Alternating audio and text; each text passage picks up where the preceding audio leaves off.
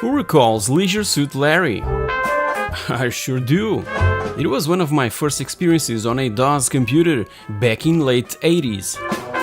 Leisure Suit Larry, along with Space Quest and King's Quest, are three of the most iconic early PC games series. The Sierra Online graphic adventure games were way ahead of their time, not only because of their interaction with the player, but also in relation to the number of locations, the graphical beauty, and mature content, mainly when it comes to Larry's adventures, and a certain hot tub. Sierra brought a level of complexity and interaction never experienced before. Practically everyone who had a PC back in the 80s played or owned a physical release of at least one of Sierra's titles. The company dates back to 1979, when Ken Williams was coding an income tax program on a mainframe computer that was 3,000 miles away from his Los Angeles bungalow house. To access the mainframe, he used the teletype machine. It was just a typewriter with a modem and a printer communicating at 100 bps. That was more than enough for the job. While exploring the mainframe, he stumbled upon a file named Advent. And when he ran the program, he found himself standing at the end of a road facing a brick house. He immediately called his wife and both stood there, completely hooked to that paragraph, and they only rested when they finished it, typing commands and responding to situations displayed. But what if that Advent file never existed? What if Ken Williams never explored that mainframe in search of odd files and catchy file names? Adventure or Colossal Cave Adventure was written by Will Crowther, who spent his off hours programming a caving simulation first intended for his daughters to play. It was programmed in Fortran on a DEC PDP-10, and it was a very detailed sketch of the Kentucky Mammoth Cave's bath quilt entrance. Apart from Will's daughters, his colleagues also found the program quite interesting and fun, and without notice, Colossal Cave Adventure was widespread all over the ARPANET network, property of the United States Department of Defense for general use. Soon and by unknown hands, it ended up in a games folder of the computers of the Stanford Medical Center, where it came to the attention of graduate student Don Woods. He tracked down its origin and, via electronic mail, asked permission to Will Crowther to have access to the source Fortran code and, as well, expand and enhance his navigation simulation, turning it into a more game-like experience with score and saving options, among many other improvements. Everyone who tried it became addicted, and it eventually arrived at MIT. Tim Anderson, one of the original Zork programmers, once said that, and I quote, "It's estimated that Adventure set the entire computer industry back 2 weeks." And so, as explained earlier, it came also to the hands of Ken and Roberta Williams through that teletype machine connected to a mainframe via a modem. After finishing the game, Roberta wanted more. She discovered Microsoft's Adventure, Softape's Journey, and every Scott Adams text adventure released, until there were none left. Immediately, Roberta wanted to create her own interactive adventures, but with graphics. So they bought an Apple II computer in January of 1980, and with Ken's programming skills and Roberta's imagination, Online Systems was born, founded by the Williams couple, who started out programming graphical adventures for the Apple II from home, with the company's first game in its self-entitled iRes adventure series being Mystery House, released 4 months later in May of 1980, a title considered as the first graphical adventure game that offered basic monochrome line drawings accompanied by text in where players would enter simple commands of 1 or 2 words. The truth is that Ken only programmed Mystery House to please Roberta, but computer dealers and whoever saw Mystery House running were blown away, which led to the real motive of the birth of Online Systems, a name chosen because of Ken's consulting business and its focus on telecommunications. There was almost nothing you could do that wasn't interesting and new. We had zero competition. So the lack of competitors was a huge advantage for them. There was practically no gaming-related software being made that all retailers wanted their product. The Williams then started dealing with a software distribution company known as Programma, but ended up refusing their offer. Roberta designed an advertising herself for publishing on a specialized magazine named Micro, in where people would make their order of the game by mail. By day, Ken would go off to a programming job, and Roberta cared for the house and their 2 children, while packaging 5 Anacora game discs and simple photocopied documentation sheets into Ziploc bags. In their first month in business, they made $11,000.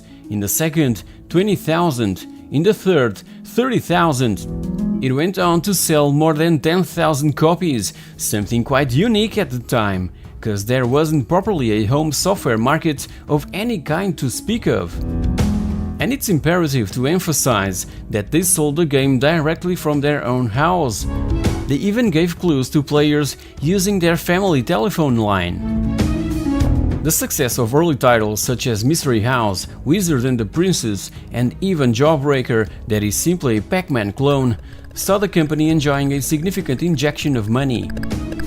During that initial period, Soft Porn Adventure also contributed to that success, a game that involved a hot tub and some of the female members of the newborn company, Roberta included.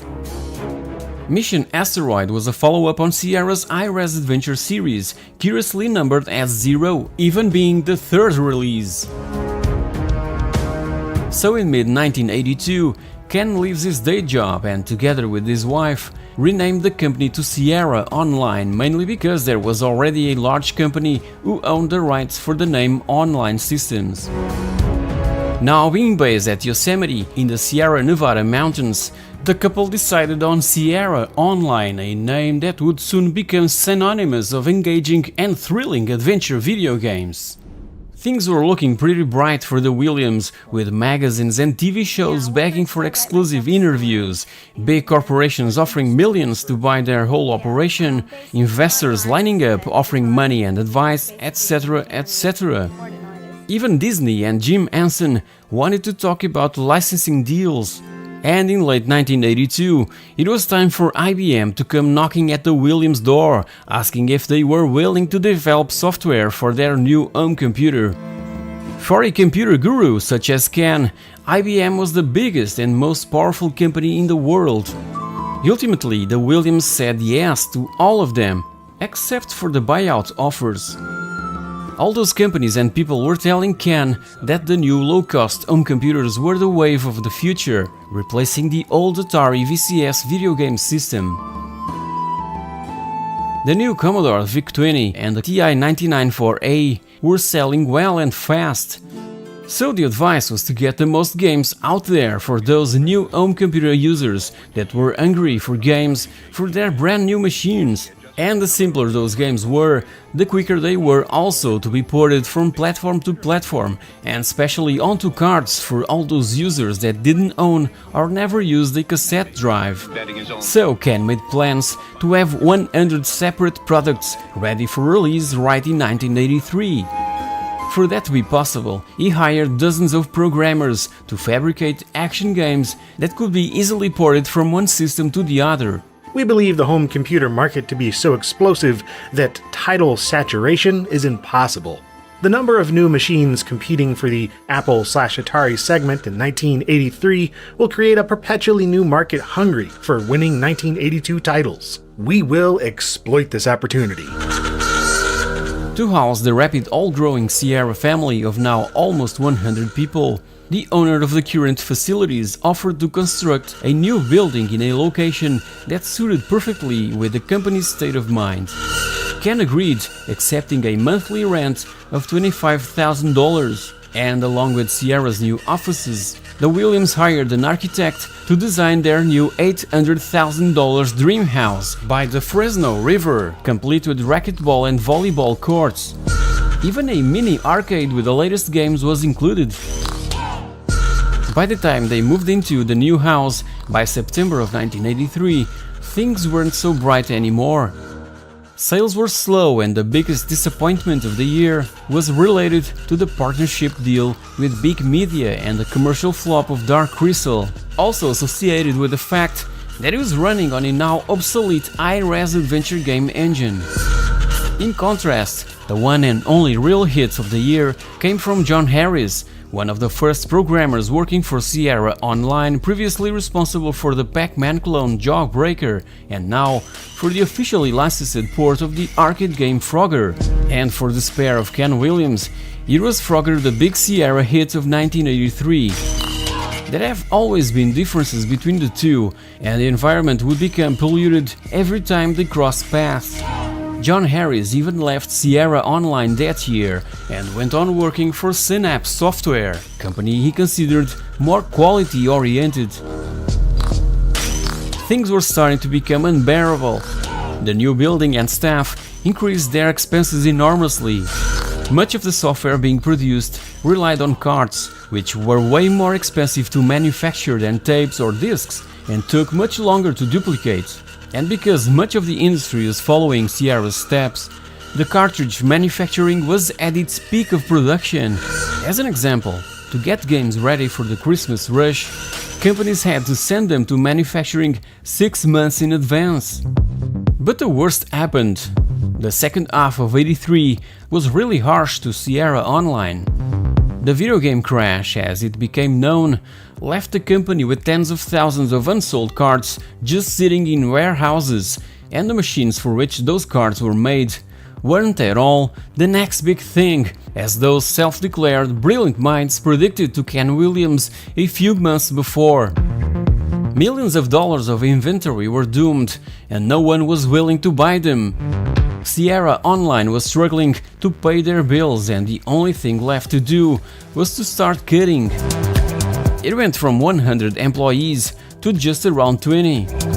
Ken even offered a 10% share of the company to his landlord if he could forgive them the rent for a few months. It was a failed attempt, because even the landlord, who knew nothing about their business, saw Sierra Online as a defunct company. Their dream was about to end, but one final hope remained: their contract with Big Blue, signed some time ago. Even prior to that contract, IBM partnered with Sierra Online when they were about to launch the original IBM PC, the 5150, back in 1981. IBM hired them to port to their new and upcoming machine one of the biggest hits that year on the Apple II, The Wizard and the Princess. The prototype of IBM's new system was delivered to their doorstep in an X-ray resistant lead chest, sealed with solder, and should be stored and used in a room without windows that should be kept locked at all times. This was how IBM did business and got on so well with Ken Williams, because he knew exactly how the corporate world worked and always obeyed its rules. In the meanwhile, and back to those harsh final months of 1983, the limitations of the Apple II computer were also starting to hold back Roberta's creativity. A new computer system was needed that would allow the couple to expand and convert their thoughts and ideas into reality. That was when a new partnership between Sierra Online and IBM surfaced. The computer giant was after a way of promoting their new product, the PC Junior, and what a better way than with a video game that could show off its full capabilities. They asked for a game in the likes of Ultima and Wizardry, specifically offering puzzles with multiple solutions and different paths through the game. So Sierra needed desperately to raise their bar. Their high-res adventure games were already too primitive in comparison to what Infocom was putting out. In what computer adventures are concerned, Sierra was no longer the model to follow. Even so, Ken Williams ran a company that wanted to give players a movie-like experience on their computers, and with the help from IBM, they would stick with their plan. So Ken and Jeff Stevenson pitched IBM a new type of adventure game, in where most of the screen would be given over to the graphics and the avatar would be visible on screen, with the player able to move it around within each section using a joystick or the arrow keys on a keyboard, also offering the illusion of depth. For today's standards, this may sound simple and pretty basic, but proved to be revolutionary at the time. Non-movement commands would still have to be typed by the player, but now positioning the avatar would be essential to progress. Other characters and creatures would populate the game world, some to be fought, others to be dodged, and others to be friends with. The experience would be entirely visual, just like an interactive movie, requiring precise timing and coordination in action sequences. Back at Sierra's headquarters, everyone thought that Ken promised the impossible to IBM. It was a leap too far into the unknown, but Roberta stood by Ken's decision. They now had 128K of memory to work with, not 48K, and one of the main selling features of IBM's upcoming PC Junior was its bright 16-color graphics.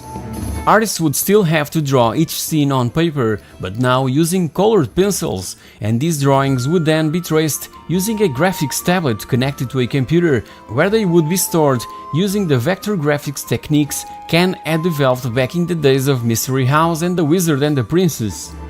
IBM injected Sierra Online with $700,000, a top-secret project named Project Siesta, for the development of a new and groundbreaking game engine and several other pieces of software for their new computer. So the first animated 3D adventure game was born, King's Quest. Designed and conceived by Roberta Williams, it sought to break free of text adventure conventions by switching to a third-person view, giving the player an avatar to guide around the game world. Homeworld was also available at launch with a PC Junior, an easy-to-use and casual word processor with an early graphical user interface that Ken and Jeff Stevenson were already working on before IBM approached Sierra. It ended up being IBM's official word processor for the PC Junior. But developing King's Quest wasn't as simple and easy as it sounds. For the later ports of King's Quest for other systems, Ken Williams struggled to find reliable programmers for this particular project, and the ones he eventually found were completely off. There was even this one programmer responsible for the 1984 Apple IIc2e port that held hostage a piece of code from the game, asking to be paid for the dozens of hours of overtime he supposedly did. Sierra agreed to pay, grabbed the code back, and immediately defaulted, citing a clause in American contract law, which says that a contract is null and void if one of the parties signs under duress. This partnership with IBM brought Sierra not only money, but also free advertising and mainly credibility. A funny thing is that when IBM finally unveiled to the world the final design of the PC Junior in November of 1983, got everyone amazed and intrigued, Sierra included.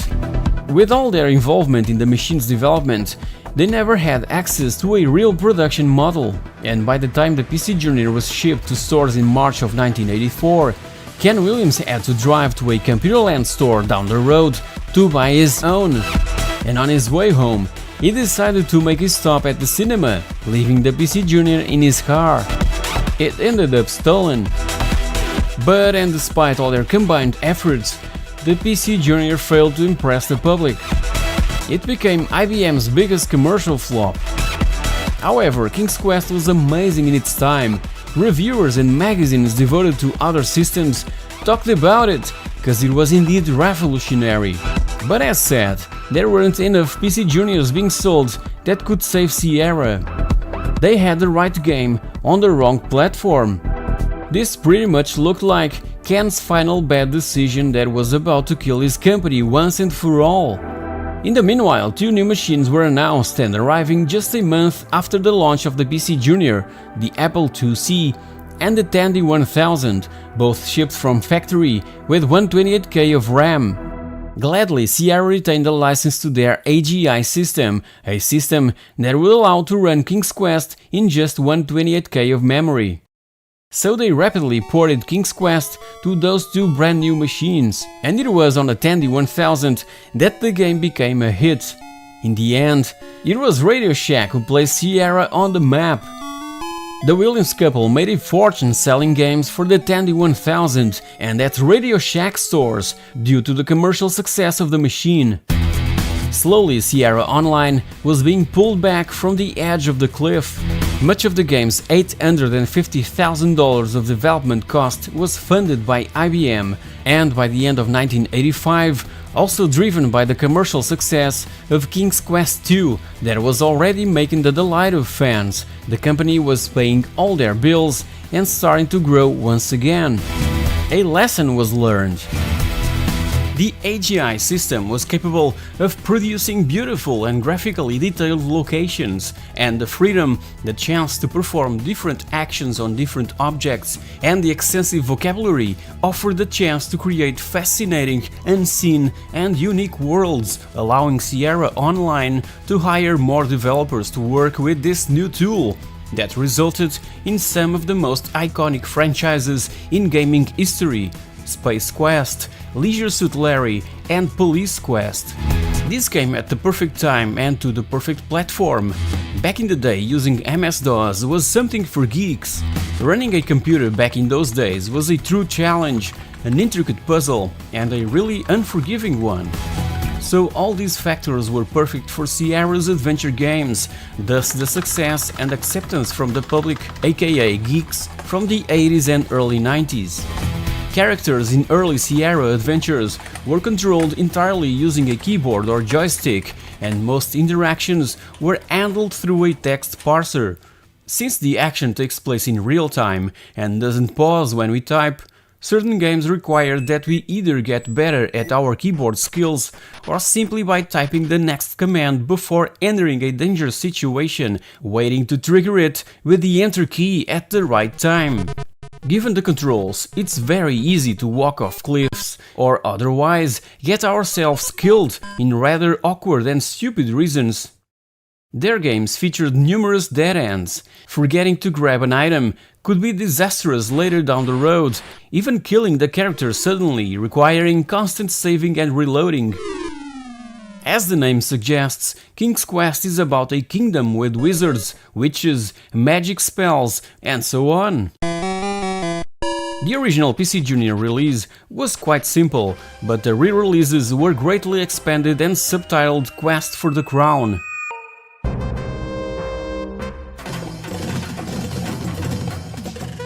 As for the Space Quest series, these were centered on the misadventures of clumsy Roger Wilco, always planning to save the galaxy, whilst Police Quest is based on the experiences of real-life highway patrol officer Jim Walls, that used to play racquetball with Ken Williams. Jim started to tell his police stories to Ken, and that's how Police Quest came to be. The huge success of Sierra's new games, not only in the United States, but all around the world, would allow the company to expand and hire more staff. Whoever wanted to work for them was immediately hired.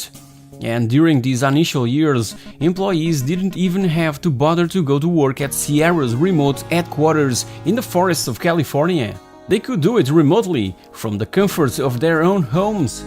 And as said, it was also imperative to port all Sierra's new classics to other systems like the Tandy 1000, the Apple Macintosh, the Commodore Amiga, the Atari ST, and even the Sega Master System. Yes, the Master System had also a version of the very first King's Quest. Al Lowe, who had been working for Sierra for many years, even writing a couple of years prior a simplified version of the Dark Crystal for a younger audience, was asked by Ken Williams to develop a modern version of Soft Porn Adventure, that, as you recall, it was the company's one and only pure text adventure.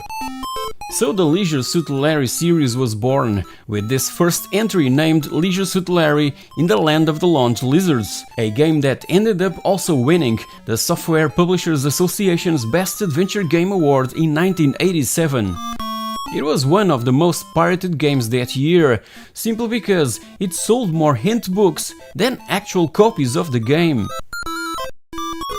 In 1988 came yet another huge improvement to Sierra's game engine, and every time Sierra introduced a new engine with improvements to the graphics, sound and interface, King's Quest was always the title leading the way.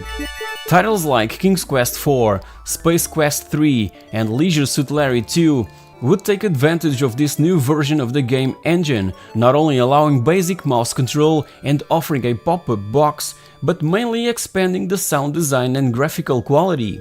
Interaction is still handled with the text input, although it pauses the action whenever the player hits the keyboard, and the parser window is hidden until we begin to type, allowing for a larger screen view.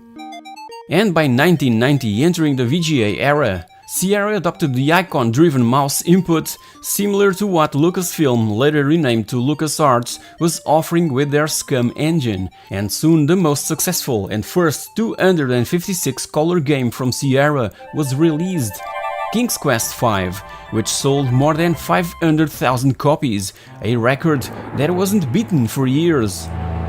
Backgrounds were now usually paintings that were scanned into a computer, and the characters were often rotoscoped actors. The text-based input was entirely ditched, now using the same 4 icons for walk, look, interact and speak, although some now have additional ones, like smell and taste in the Space Quest series. The smell down here isn't as bad as you thought. And the zipper icon in Leisure Suit Larry. Sierra's games were now being released on CD-ROM, offering full and professional voice acting, so it was during this period that Ken Williams started to demand more from his employees. Sierra was, by this time, a creative powerhouse. It was also in the dawn of this new decade that Ken Williams had a vision, which he called the Constant Companion, mostly targeted to seniors. Ken wanted to offer elderlies access to an online network 24 hours a day and 7 days a week, where they could pick, for instance, a bridge game under a user interface that anyone could understand. The Sierra network emerged in 1991, in a time that there was no internet. So Ken Williams needed all the help he could get from the biggest telecommunication companies around to make it happen. US Sprint stepped forward with servers, NEC with free computers to distribute to seniors, etc. Tens of millions of dollars were successfully raised, and quickly the Sierra network expanded beyond elderlies, which resulted in the addition of golf games, casino games, and even flight simulators.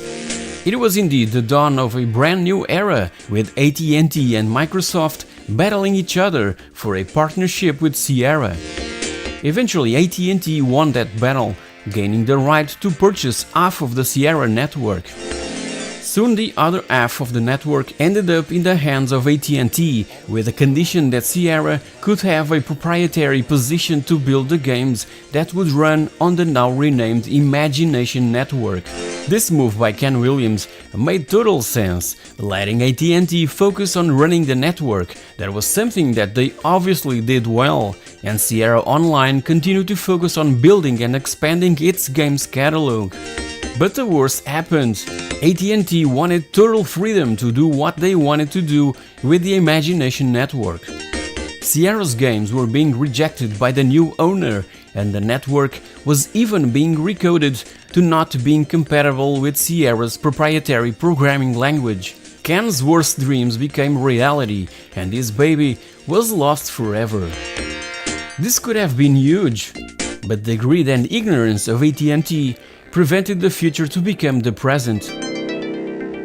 Also in 1991, Sierra released the first game in the Dr. Brain series, named Castle of Dr. Brain, a hybrid puzzle adventure educational game which saw the release of several sequels in the years that followed. 1993 arrived and saw the birth of yet another critically acclaimed Sierra original series, Gabriel Knight, with Sins of the Fathers being the original debut, followed by The Beast Within 2 years later, and by mid-90s, Sierra Online was already one of the most successful companies creating and publishing games for the PC, valued at over $15 million, and just like Activision in the days of the Atari 2600, Sierra championed its designers as celebrities, sticking their faces on the boxes and in marketing materials. In the meanwhile, Sierra moved its headquarters from the forests of California to Washington, maintaining its original location as an internal development studio and later renamed to Yosemite Entertainment.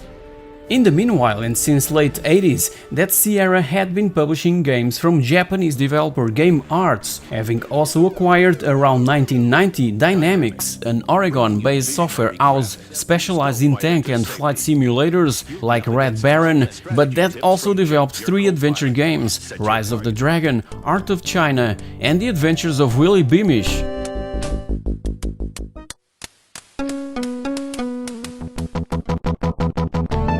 The Dynamics team was later put to work developing Space Quest V. Another studio purchased by Sierra was French Cocktail Vision. Their main title was the Goblin series, focused on puzzle solving, but they also had their own and unique multimedia projects like Inca and Lost in Time, being their games quite original, but just too weird for most players. Another successful acquisition was Papyrus, that were, during the 90s, the masters in racing simulators for the PC, with notable releases within the IndyCar and NASCAR racing series, and later Grand Prix Legends. Sierra Online really focused on knowing the companies they were buying. Every acquisition was a success, mainly because Sierra wouldn't destroy them after the purchase, like many others would do. Sierra would never mess around with working and winning formulas. They focused on buying creative people, accustomed on doing things they were passionate about. Accounting and manufacturing were the only new things introduced by Sierra in the working flow of the studios they acquired. By then, Sierra Online was composed by 5 separate and largely autonomous development divisions, with each group working separately on product development, but sharing manufacturing, distribution and sales resources, and by June signed an agreement with Pioneer Electric Corporation to create a joint venture that would develop, publish, manufacture and market entertainment software for the Japanese market. From this joint venture, Sierra Venture was created, with Sierra and Pioneer investing over $12 million, immediately manufacturing and shipping over 20 of Sierra's most popular games to Japan, and creating in the process new titles for that particular market. It was a hugely successful year for Sierra. They were leading the market in what PC games were concerned, and once again, Sierra pushed the boundaries in all aspects with the release of the graphically violent and disturbing full-motion video point-and-click game Phantasmagoria. It costed 4 times more than it was supposed to, but where there's controversy, there's huge sales. They went too far with this one, but in 1995 it became the best-selling game of the company, grossing over $12 million and selling 300,000 copies in the first weekend only. Overall, it sold over 1 million copies. The retailer Comp USA, however, refused to stock Phantasmagoria when it was released. The dream would start to come to an end in 1996 after the purchase by CUC International. From 1980 to 1996, Sierra created so many incredible and original titles. Its healthy expansion during that period attracted the big corporations that completely killed all motivation and creativity that Sierra was known for, turning its business into pure greed, with the one and only goal of impressing shareholders. But by selling his company, Ken Williams truly believed that he was safeguarding Sierra's future, both for shareholders and for employees, but he was wrong, and soon watched his firstborn being brought to the ground without having the power to do anything about it. There was no respect for the games and for the people who made them, that were what got Sierra to that respected place in the industry. Entire divisions were closed, 50% of the workforce was laid off, and the remaining team was yanked to Seattle. In an effort to step away from the adventure titles once and for all, they were the only ones who believed and stood by a little game called Half-Life that was being developed by a studio that no one had even heard of at the time, Valve. Around November of 1996, Ken Williams met with the founders of Valve and negotiated Sierra's exclusive rights to publish Half-Life, which Ken himself debuted at E3 in May of the following year. By November of 1997, Ken Williams departed from CUC International, while Roberta remained with Sierra until the release of King's Quest Mask of Eternity in December of 1998. Between all that, major acquisitions and fusions were being made. By December of 1997, CUC merged with HFS Incorporated, and the two companies jointly formed the Ascendant Corporation with more than 40,000 employees and operations in over 100 countries, which led, in March of 1998, to the exposure of one of the largest cases of accounting fraud ever recorded in the United States. This would lead to another wave of layoffs and of reputed executives being sent to jail, whilst stock values fell abruptly. Still on November 19, 1998, Sierra published Half-Life for the PC, known today as one of the greatest games of all time, and in the following day, the 20th, Ascendant Corporation announced the sale of Sierra to a French company called Havas, who then sold it to Vivendi soon after. By this time, there was practically no one left from the original creative teams behind those beloved franchises. Then the new Sierra tried to revive those series with new sequels, but these turned out to be really embarrassing projects. By this time, the industry was already full steam onto video game consoles and 3D gaming, and as hard as it could be to accept, the golden age of adventure games was definitely over. So in the 22nd of February of 1999, the founding studios in the forests of California were closed on a day forever remembered as Chainsaw Monday. Among the hundreds of people that lost their jobs, designers Al Lowe and Scott Murphy were also laid off, and at the time, Leisure Suit Larry 8 and Space Quest 7 were in their early stages of development. He's got something else planned for me? After 1999, Sierra almost entirely ceased to be a developer, and as time went on, instead became a publisher of games by independent developers. Times that followed saw more layoffs and closures, with Sierra Online being also renamed to Sierra Entertainment. Dynamics was shut down in August of 2001, and Impressions Games and the Papyrus Design Group were both closed in the spring of 2004. It all collapsed with the final shutdown of all operations on the Washington offices in Bellevue. As a company, Sierra was disestablished on August 24, 2004, but the business continued to operate as a division of Vivendi Games, and that is a whole new story. Ken Williams' departure marked the beginning of the end. Sierra Online was modeled in his image. It was ran with passion and chaos at the same time, but above all, he believed in the people who worked for the company, even when money was running low. As I look back, I see now that we were not particularly brilliant or creative. We were just kids making games and having fun in a time when the home computer industry was exploding. Sierra Online left a huge mark mainly on PC gaming history, despite some controversial content here and there. Their games may look quite dated nowadays, but they can still bring back some fond memories from those golden years in gaming history for many gamers like myself. It's still a mystery how a programmer with little interest in designing games and a self-declared storyteller with little interest in computers managed to produce Mystery House together, and we all have to be grateful to that small advent file. It inspired people that offered us so many incredible and memorable adventures that are so deeply carved in the memory of those who experienced and lived through the golden era of adventure games. Our games look pretty bad by today's standards, but viewed from a historical perspective, they were really great. We understood how to entertain and surprise the player.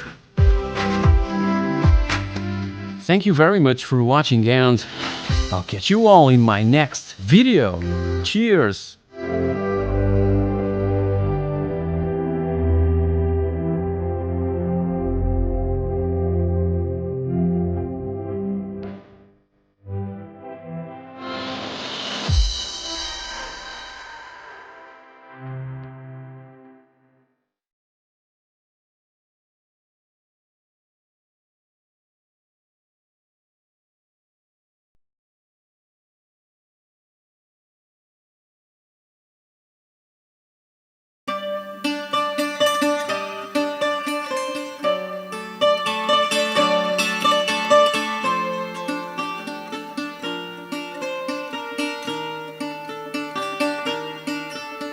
Timex arrives in Portugal around 1971, following the same strategy adopted by many other companies to settle where labor was cheap and where the political and economic stability conditions were gathered. In Europe, Timex owned factories not only in Portugal, but also in Scotland, in France and in Germany. Specifically in Portugal, and more precisely in Charneca de Caparica, was the working force of more than 2,000 employees hired to work daily in the manufacture of mechanical watches with cutting-edge technology, and where was established the most advanced workshop in Europe that developed machinery for the creation of precision tools that would also be sent to the other European Timex factories for the production of the brand's aforementioned mechanical watches that would be subsequently exported and sold to the entire world. April of 1974 came to disrupt the whole political and economic stability. The Coronation Revolution, as it became known, gave people the right to claim for better working conditions, including wage increases, which led to the reduction of the manufacturing activity to ridiculous numbers until the end of the decade. From the more than 2,000 workers that Timex Portugal employed till then, only over 30 remained. And it was also after the 25th of April of 1974 that the company, until then managed exclusively by Americans and British, was constituted only by a Portuguese board of directors, and when António Gomes was appointed CEO. Anyway, in the final phase of the decade, Timex watches were no longer assembled piece by piece, as when the company settled in Portugal in 71. Just needed a final assembly and packaging before being sent to stores. With the arrival of the new decade, there was also a huge turning point in technology innovation, and that's when the mechanical watch began to be quickly replaced by electronic models. Timex, being a company traditionally linked to the mechanical watch, had to adapt to the new reality, changing all manufacture and assembly to the east, in particular to Thailand and the Philippines, from where came this all new reality and innovation, and where, of course, was now the new so-called cheap labor. However, in England, the microcomputer revolution was about to burst. Clive Sinclair, inventor who in 1972 offered the world its first pocket calculator, was looking for someone who could help him mass assembly his latest invention, and in which he was truly confident. The ZX81, a microcomputer with only 1K of memory and the successor of the ZX80.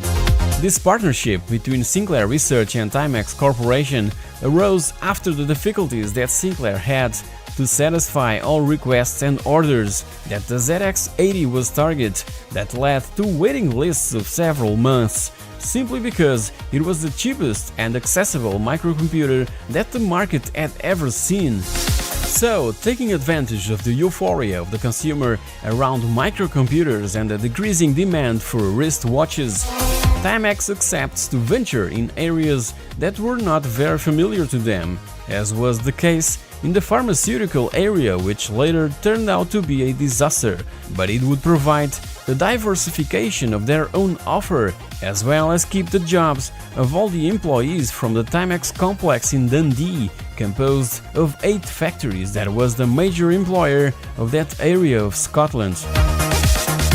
The company had all the human and technical capacity, large-scale distribution not only in the United States but also throughout Europe, revealing itself as the closest ally of Clive Sinclair.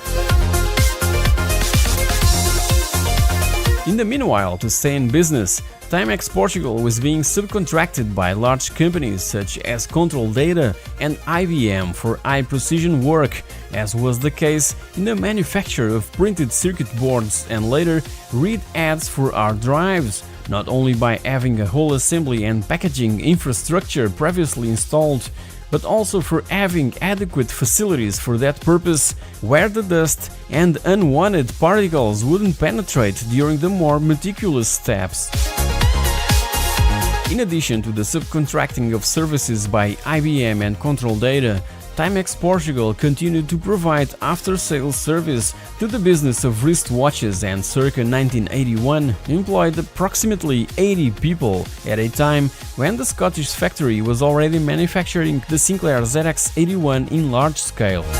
Timex American headquarters watches closely all this boom of low-cost microcomputers that was taking place in Europe, and influenced also by the technological advances that their neighbors in Silicon Valley showed, eventually embarked on this adventure to bring to the United States the Sinclair ZX81, in this particular case the Timex Sinclair 1000, where the only differences were in the alteration of its own designation, an NTSC signal modulator for the American market, and increasing its memory from 1K to 2K. In the heart of Timex Corporation, a healthy competition was held.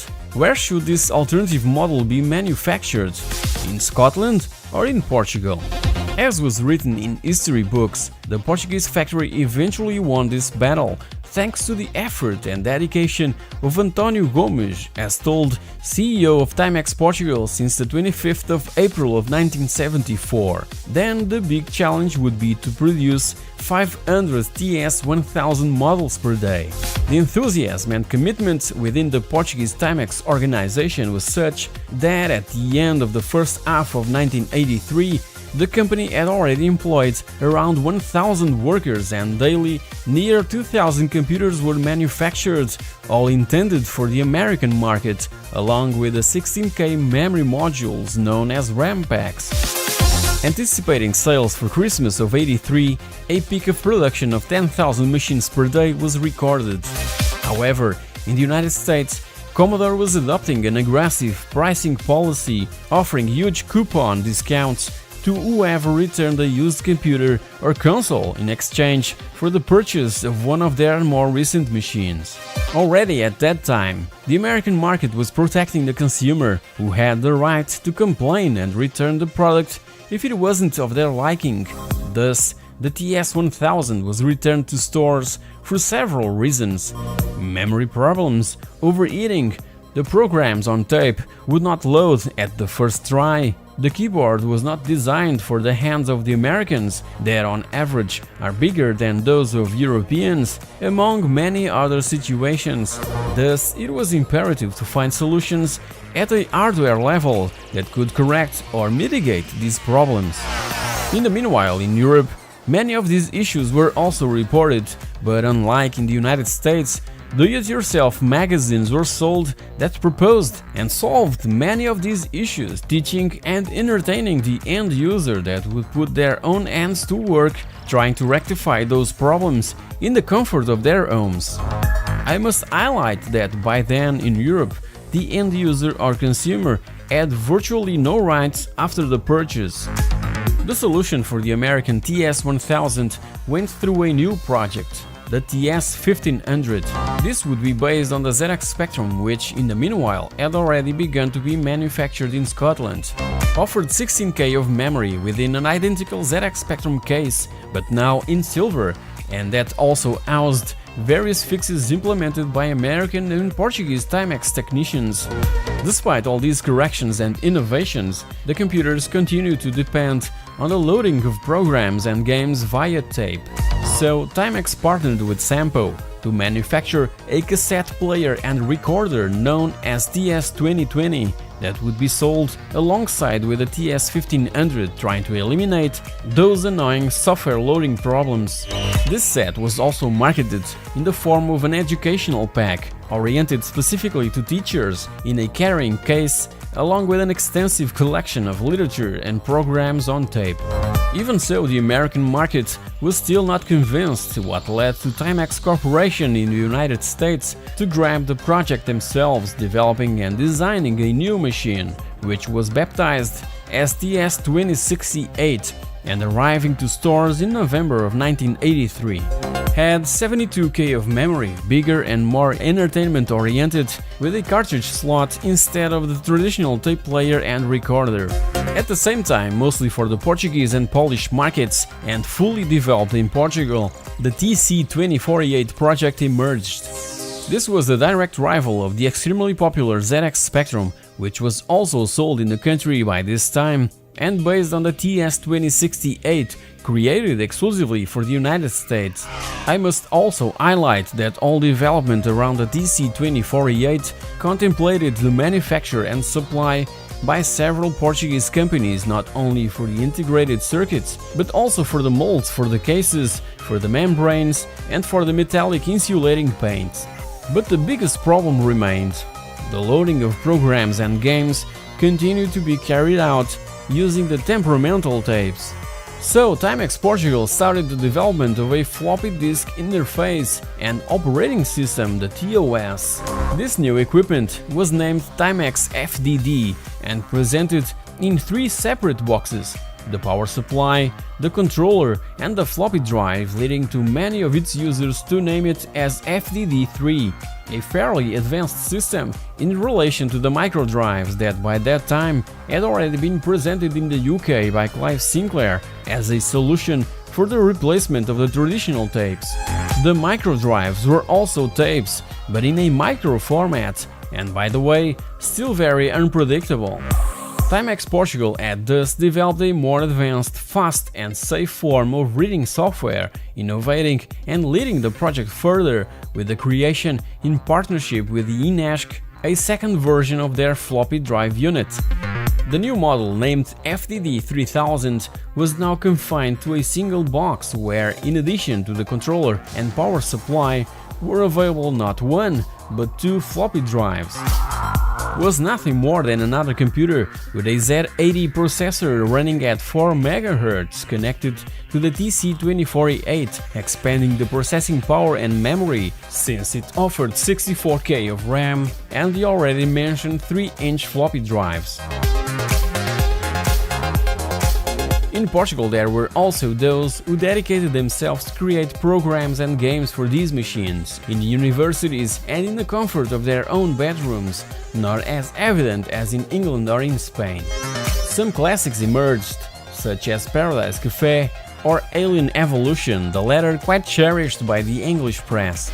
Others failed to succeed, just like City Connection of Manuel Lemos, Ricardo Pinho and Paulo Gordinho, based on the popular arcade machine, and that unfortunately failed to attract the attention of publishers like Ocean Software. The little media exposure they got was in the TV show Ponto por Ponto, hosted by Raul Durão, that weekly included a small 5-minute section related to computer games led by Paulo Dimas. Até que ponto é que vocês, na certa altura, não entraram em discussão? Íamos ver a máquina para combinar os pormenores. In mid-80s, the supremacy of the IBM PCs and compatibles, as well as the 16-bit computers from Commodore and Atari, was such that Timex and Sinclair microcomputers could not keep up in any way. And of course, by the end of the decade, the video games related market was also and already flooded by Sega and Nintendo products. Rumor has it that around 1991, at the time of Margaret Thatcher's visit to Portugal, she convinced the then Prime Minister Cavaco Silva to move the whole operation of Timex Portugal to Scotland. The factory was already in a hold since 1989, and all the Portuguese know-how and technology were eventually offered to the Scottish manufacturing complex of Dundee, so that jobs could be kept. The remaining stock of the TC2068 model was sold to Argentina. In relation to the employees of Timex Portugal, needless to say that they all ended up without their jobs.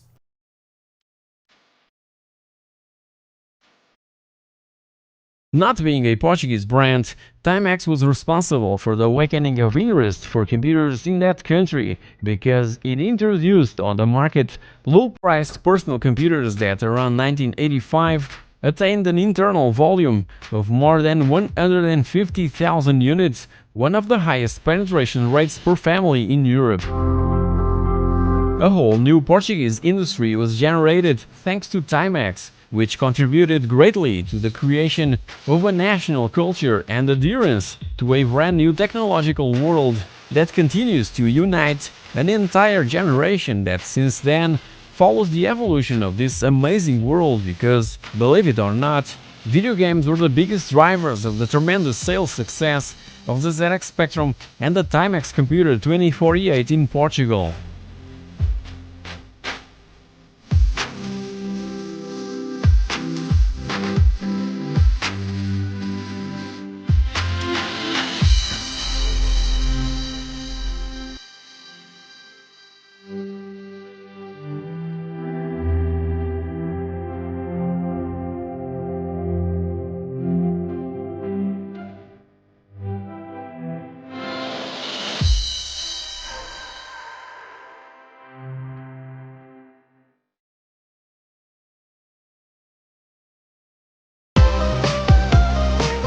You probably have already heard all about the demo scene from the Atari ST and Amiga days, but what you probably didn't know is that from those groups rose a software developer known by the name of Thalion Software. Thalion was born in 1988 in this little town of Gütersloh in Germany, and the main goal was to gather all the coding masters from the demo scene and create games for the popular 16-bit home computers of the time, the Atari ST, the Amiga and even the PC. But what is this demo scene thing after all? The demo scene is simply a form of computer art that was used to show off coding, musical and artistic skills. These demos pushed boundaries and almost went beyond the limitations of the machines for which they were made. This sort of hobby dates back as far as late 70s and also spawned piracy as we knew it back in late 80s with their famous crack throws. These intros and demos then evolved into this form of computer art. So, Thalion Software was composed of members from the best European demo scene groups. The exceptions, also known as TAX, TNT Crew, Quartermass Experiment, The Lost Boys, The Care Bears, Gigabyte Crew, etc. These groups were known for pushing the Amiga and Atari ST to do things no one thought it was possible. And having all these awesome coders and musicians working together was a dream come true to every 16-bit home computer enthusiast. Their first step was to gather some money to be able to publish their own games, so they sold the company to Ariola Soft that quickly signed a deal with Grand Slam Entertainment to be able to penetrate the highly lucrative UK market. Thalion's first game was a RPG by the name of Dragonflight, but it suffered a series of delays and was consequently left aside and replaced by Chambers of Shaolin, highly inspired by Karateka. It was released in 1989 for the Amiga, Atari ST, PC and even the Commodore 64. A kind of unique feature was that we had to train our martial artist before he could face the real world, and the superb soundtrack, well, just listen to it.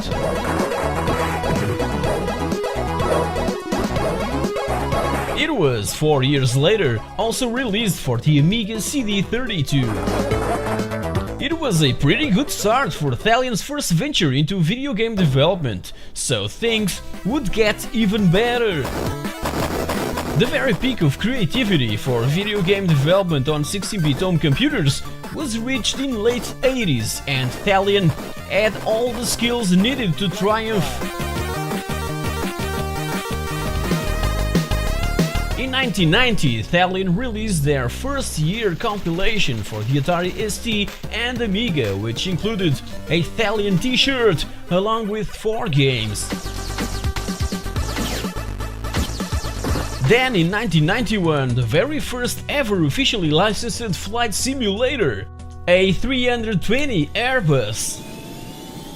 A year after, in 1992, the Amber trilogy was set in motion, with Amber Star being the first title to be released for the Amiga, ST and PC. An adventure RPG with an amazing storyline that revealed as a huge success, being praised all over the press. It was followed by Amber Moon that saw its Atari ST and PC versions cancelled. So, this Amiga exclusive game had elements that simply reminded me of Eye of the Beholder and Wolfenstein 3D, being also well received by the press. However, the trilogy was interrupted in this second title. The third game ended up being cancelled, with Thalion shutting down all operations by 1994 due to lack of money. Still in 1992, no second prize blew everyone away, being Thalion's very last Atari ST title, and it still is very impressive today. The later games were of an even incredible quality, and Lion Art is my favorite Thalion video game and featured in pixelthing's episode 52 about my top 26 Amiga games that I invite you all to watch. Besides the state-of-the-art music and graphics, Lionheart features differently generated environments depending on the difficulty setting chosen by the player in the beginning of the game.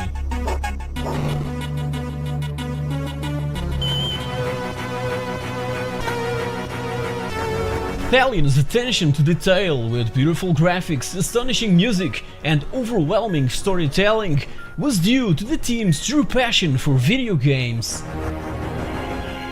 After Thalion's demise, other companies were created, and many of their members are still working in the video game industry, like Tim Moss, who went on working for Sony as lead programmer for the God of War franchise, and Henk Nieborg, that was hired by Psygnosis and worked for instance on Lomax, besides a lot others. As for Jochen Ippel, one of the greatest musicians of the 16-bit era, he simply stopped composing music, so his work acquired a huge cult following and will certainly live on. By the way, he was a true pioneer and known as the composer who released the first ever studio recorded album of video game music.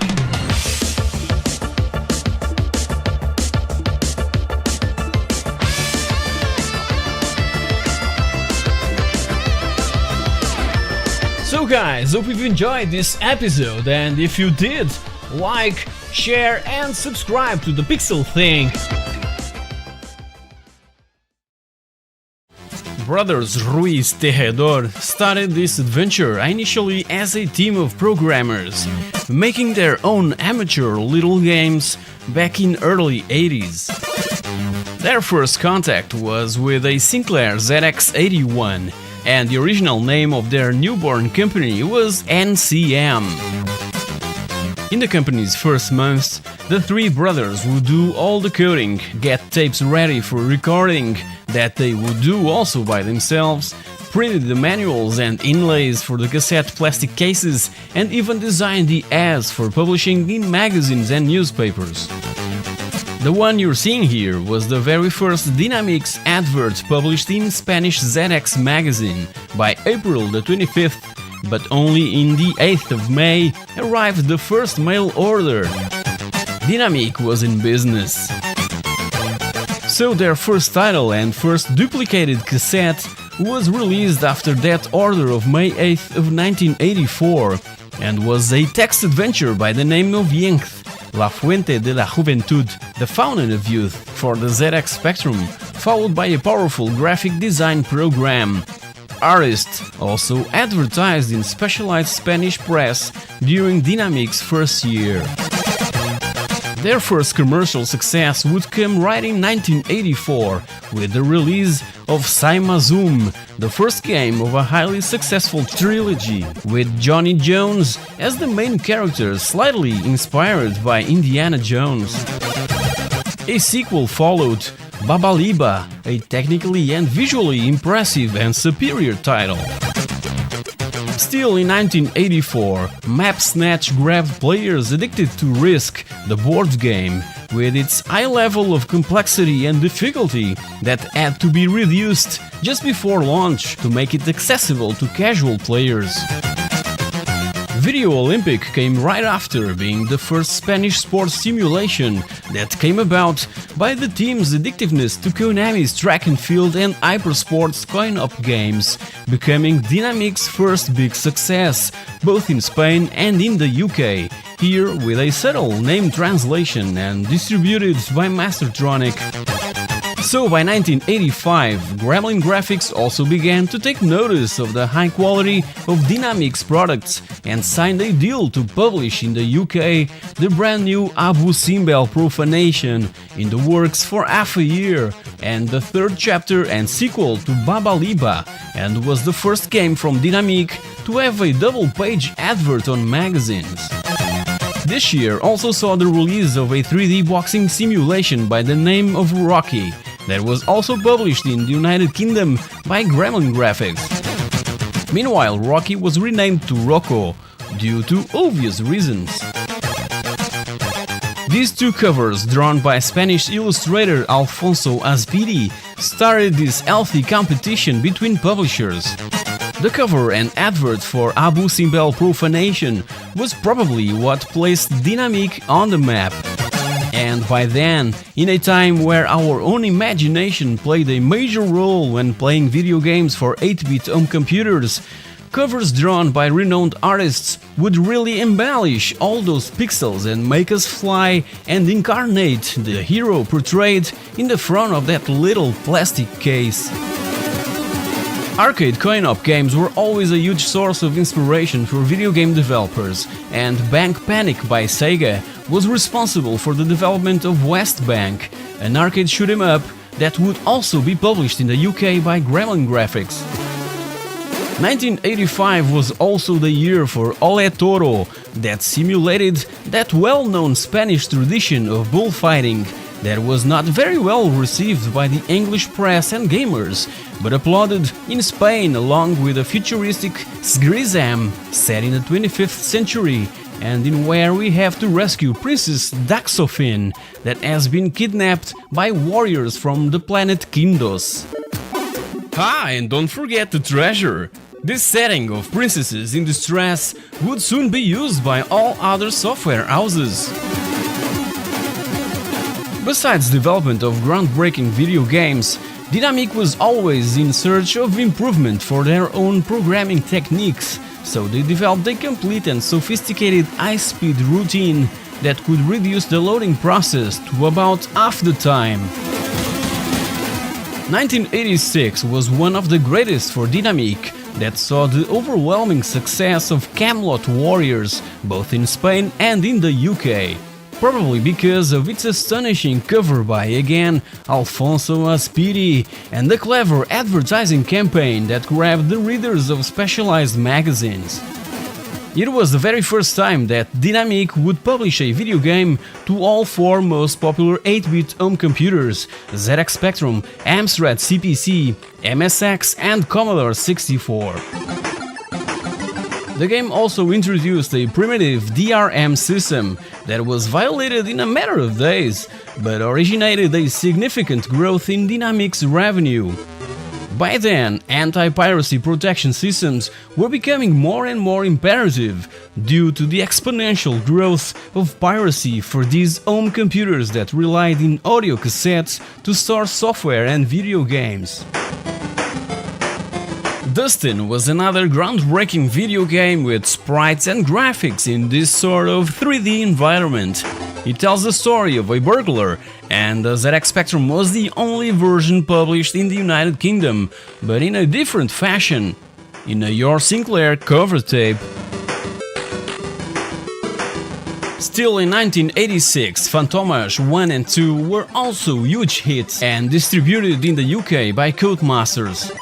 Both tell the story of a weird creature from a distant future that in the first game has to rob the mansion of a millionaire by the name of Goldster in a galaxy far, far away. In Fantomas 2, or Vampire as it was known in the United Kingdom, our character has to infiltrate Dracula's castle that still haunts our nightmares in the year 2987. Our simple goal is to destroy the vampire. In the British version, Fantomas was dropped and replaced by a different character. Both games would reach the top of English charts, and Vampire would even be the #1 choice for players. Then came No Named, programmed by Ignacio Abril, brother of Carlos Abril, in their own bedroom. Ignacio grabs the necessary guts to go to Dynamic's headquarters to demo his game. It was inspired by the Dungeons & Dragons fantasy series and features another astonishing creation by Aspiri in its cover. His brother Carlos went along with him also to show his own creation. We'll get back to this subject in a minute. Cobra's Ark was also released in this time period, and exclusively in Spain, being the first Spanish graphic adventure with icons on screen, in where we have to unveil the secret buried in the Snake Temple. So Dynamic's releases would continue to appear, such as this Spanish exclusive title and another graphic text adventure, Archimedes 21, set in the year 2492, and in where we have to destroy the Archimedes 21 base that is creating biologic memories for its deadly android army.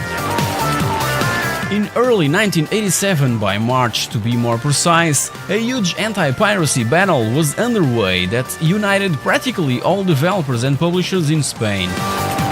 The 875 campaign was a huge success and practically eradicated piracy in Spain and its neighbor countries.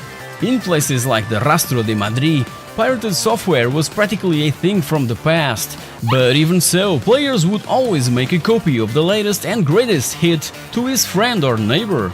Adverts with the 875 campaign would continue to pop out, with titles that were already in development and that would be released at that amazing price. Except for disc-based games. Soon after, the Moves trilogy was set in motion with Army Moves, with huge inspiration on Irem's arcade game Moon Patrol. It was by this time that Ocean Software agreed on releasing a bunch of Dynamic's products in the UK, starting with this one. And that's when more space was needed at the Tower of Madrid to house more programmers and marketing staff. 1987 saw also the release of their first attempt at a basketball video game with Fernando Martin Basketmaster that started their tradition of hiring famous sportsmen to lend their names to a video game. After witnessing the huge commercial success of this title, the other Spanish companies would obviously imitate this move. It ended up selling over 90,000 units in Spain, winning also the Game of the Year award. Fernando Martin was the first Spaniard to play in the NBA, and after all the commercial success that the ZX Spectrum version of the game demonstrated in Spain, was ported by Imagine Software to the Commodore 64 and other platforms. As we've witnessed, Dynamic released a ton of different titles, from which I must highlight also Don Quixote, based in the book by Cervantes, released in 1987, the most commercially successful Spanish text adventure ever released, and from all that triumph, the trademark Aventuras Dynamique was born entirely dedicated to text adventures. Meanwhile, Dynamic's text adventures were starting to show a lack of creativity, so they decided to sell their adventures division to Andrés Zamudio under the condition that his future titles would continue to be distributed by Dynamic. 1987 also saw the birth of one of the most controversial titles from the 80s, not for its violent gameplay, but for its innocent cover. Game Over included this sexy princess by the name of Gremla that was showing a little more than British people would allow by then. Imagine Software, that published the game in the UK, had to move quickly to reduce that negative feedback that Game Over's cover was causing. So Dynamic's logo was placed on top of the breasts of this gorgeous princess, and even in some inlays a screenshot. Later, Oliver Frey from Crash Magazine would grab the original artwork by Luis Royo and redraw a new core set, but it was too late. Your Sinclair magazine already offered a poster with Princess Gremla in all her glory that was already in the wall of every bedroom all over the UK and Europe. All that controversy ended up with Game Over winning awards for Best Advert and Best Cover of the Year by readers of Crash Magazine and being #1 for 12 weeks. Check my episode dedicated exclusively to the Game Over controversy. Still in 1987, Freddy Artist, the galactic playboy created by Enrique Ventura, was another successful title that 2 years later would receive a sequel and another commercial success, becoming Dynamic's most famous video game character till then. Right after came the first text adventure under the Aventuras AD label, Megacorp. Exclusive to Spanish market, it was a commercial success and with another amazing cover drawn by Alfonso Aspiri. Fantasy or Game Over 2, as it was known in the UK, was rapidly published in this same year, taking advantage of all the success that the controversy of its older brother caused in the United Kingdom. It also had a sexy girl in its cover, compliments of, again, Alfonso Aspiri, with distinct artwork and gameplay differences from the Spanish and English markets. Fantasy was like a gift from the gods. It was written by the young Carlos Abril in his own bedroom that went along with his brother Ignacio and presented also his own game to Dynamic in the most perfect timing. And by the time the 1988 PC show came about, Dynamic's posters were the show's most sought after, along with the ones from Anko's Strip Poker 2. By then, Ocean's contract with Dynamic had already expired, so Dynamic was now in the hands of Electronic Arts that would distribute their games all over Europe, obviously excluding Spain and also Portugal and Italy. Game Over 2 was the very first game totally developed in Spain, both for national distribution and also for the outside market, ditching the traditional licensing system in use since the early days.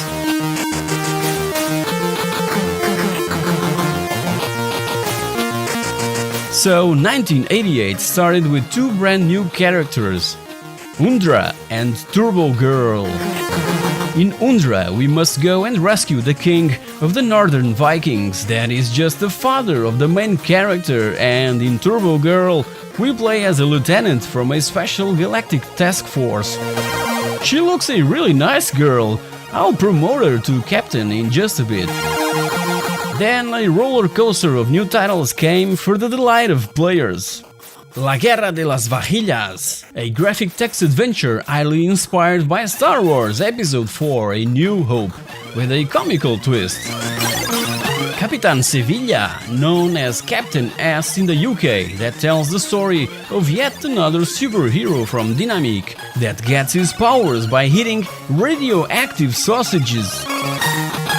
Los Pájaros de Bangkok, another graphic text adventure that brought the famous Spanish detective Pepe Carvalho to home computers of the time, a character created by writer Manuel Vázquez Montalbán. Meganova, subtitled in the UK as The Weapon, lets the player embark on a journey through space against the evil Droar Empire. Then Dynamic partnered with a hardware developer, MHT Engineers SL, to manufacture the Gunstick, compatible not only with the 8-bit home computers of the time, but also with the PC, and was even exported to France and distributed by Ubisoft. So for that exclusive controller, two games were developed by Dynamic to take advantage of it. Target Plus, a basic aiming and shooting type of game, and Mike Gunner, a kind of shoot-on-rails game. Then came Dynamic's so-called Super Games that separated the developer/publisher from the rest of the other Spanish software companies.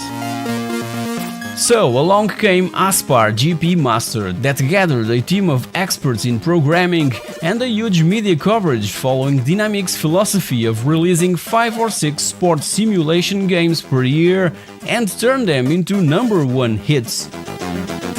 The follow-up to the highly successful Army Moves was finally released in 1988, entitled Navy Moves, being another huge commercial success and receiving the award for Game of the Year. It was converted to 7 different platforms: the ZX Spectrum, Amstrad CPC, MSX, Commodore 64, Amiga, Atari ST and MS-DOS. It was another astounding achievement from Brothers Abril that, together and without a salary, made the base program for Navy moves at home, firstly for the CPC, followed by the Spectrum and ST. Soon after came the MSX and Amiga versions, and they only started receiving royalties after the release of the game and for every copy that was being sold. 1989 came along, and with it, Commando Tracer, The Last Commando in the UK, a galactic arcade shoot-'em-up, and Rescate Atlantida, or Rescue from Atlantis, another arcade shoot-'em-up set in the bottom of the ocean that featured a groundbreaking loading routine known as polyload that would allow the user to play a simple mastermind game whilst the game was still loading. If a loading error occurred during this time, we simply had to rewind the tape a bit, press play, and the loading would resume right from the spot where the error occurred. Brilliant! Then was the time for Bestial Warrior, exclusive for Spanish players and with two distinct versions, normal and with support for the gun stick. By 1989, Dynamic's first attempt at a soccer game with Michel Football Master and Super Skills on the B-side of the tape was again filled with success, following their tradition of sports games with renowned Spanish sportsmen in their titles. By this time, Dynamic was already composed by 17 in-house programmers, with more than 50 computers to work with, and a huge number of freelance teams all over Spain. In late 1989, after the war was released and not the success Dynamic was hoping, achieving average scores in British magazines. It was criticized for being extremely difficult. If it wasn't for that little detail, it would have certainly grabbed higher scores. The project was halted for quite some time, and when the game was finally finished, the cover drawn by Alfonso Aspiri wasn't used in the final product, cause by then, the bond that united Dynamic and Aspiri was already broken. Aspiri partnered with Toposoft to develop a video game based in the illustrator's most famous fantasy character, Lorna. His project was in fact in Dynamic's hands but never saw the light of day, so Aspiri took off and handed the project over to Herbe and Topo. For the final product, Dynamic would convince Luis Royo to create the cover for After the War. After the War was also planned to be released for arcades, and there was even a prototype developed by Dynamic and Inder, by then leader of the arcade business in Spain. It was demoed for the press along with two other brand new games from Dynamic, Hammer Boy and Mega Phoenix. Initially, 1000 PCB boards of each were made and scattered throughout Spain, but unfortunately the feedback and results were really poor, so the project was eventually cancelled. The ROMs and PCBs for After the War and Hammer Boy are missing. The only ROM that was retrieved and available for MAME is from Mega Phoenix. In Spain, Dynamic Software developed and published their games, and the ones from Aventuras AD, and its biggest rival in the distribution area was Herbe Software, which also housed their own software development team, Toposoft. Feel free to check my episode dedicated to this other monster of Spanish software.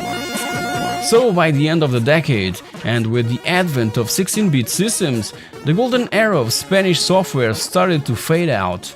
Risky Woods, co-developed by Zeus Software, would be their last video game, published by Electronic Arts in 1992 for Amiga, Atari ST, MS-DOS and the Mega Drive Genesis. By then, Dynamic was already embracing a huge economic crisis that would consequently lead to its bankruptcy. A year later, brothers Ruiz, along with José Ignacio Gómez Centurión and Carlos Abril, would create another company, Dynamic Multimedia, that would be around till September of 2001, with PC Football, a soccer management simulation game, being their most successful title, with annual installments during a whole decade. The Moves trilogy was intended to have their third installment in 1991 for the Atari ST. Arctic Moves was not released by Dynamic due to its bankruptcy, but ended up being redesigned for PC and published in 1995 by Dynamic Multimedia.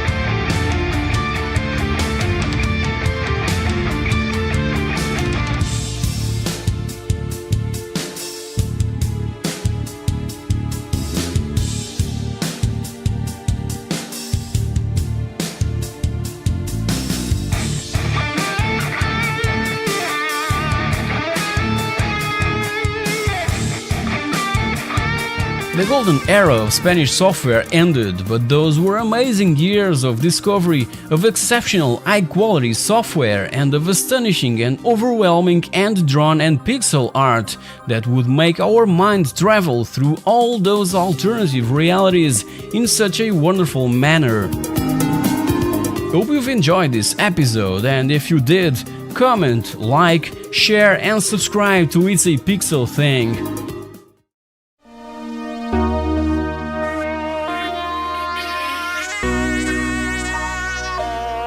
After licensing the rights of Star Wars The Empire Strikes Back to Parker Brothers, George Lucas was excited to expand into other areas of entertainment, and video games was the obvious choice. So in the spring of 1982, Atari offered $1 million to Lucasfilm to create their own games group, grabbing also the rights for developing games based on the Star Wars movie franchise, which would last till early 90s. Therefore, by May 1st of 1982, George Lucas founded Lucasfilm Games, next door with special effects division Industrial Light and Magic, as part of his own Lucasfilm movie company. Peter Langston was seen as a Unix guru inside the computer division at Lucasfilm, and was the obvious choice to add the brand new games division. The entire division was more into technology than video games, and their work on the entertaining aspects of technology was seen as research and development. The first year saw a straight collaboration with Atari, from where came in 1984 Ball Blazer and Rescue on Fractalus. Sadly, beta versions of these games ended up leaking to pirate hands and circulated for months before the original release date, having a huge impact on sales. This slight hiccup affected the commercial relations between Lucasfilm and Atari, shaking the publishing agreement between both companies. By that time, Atari was also going through a profound crisis that dragged the US video game industry into the abyss, mainly because of the infamous $25 million investment in the rights to E.T.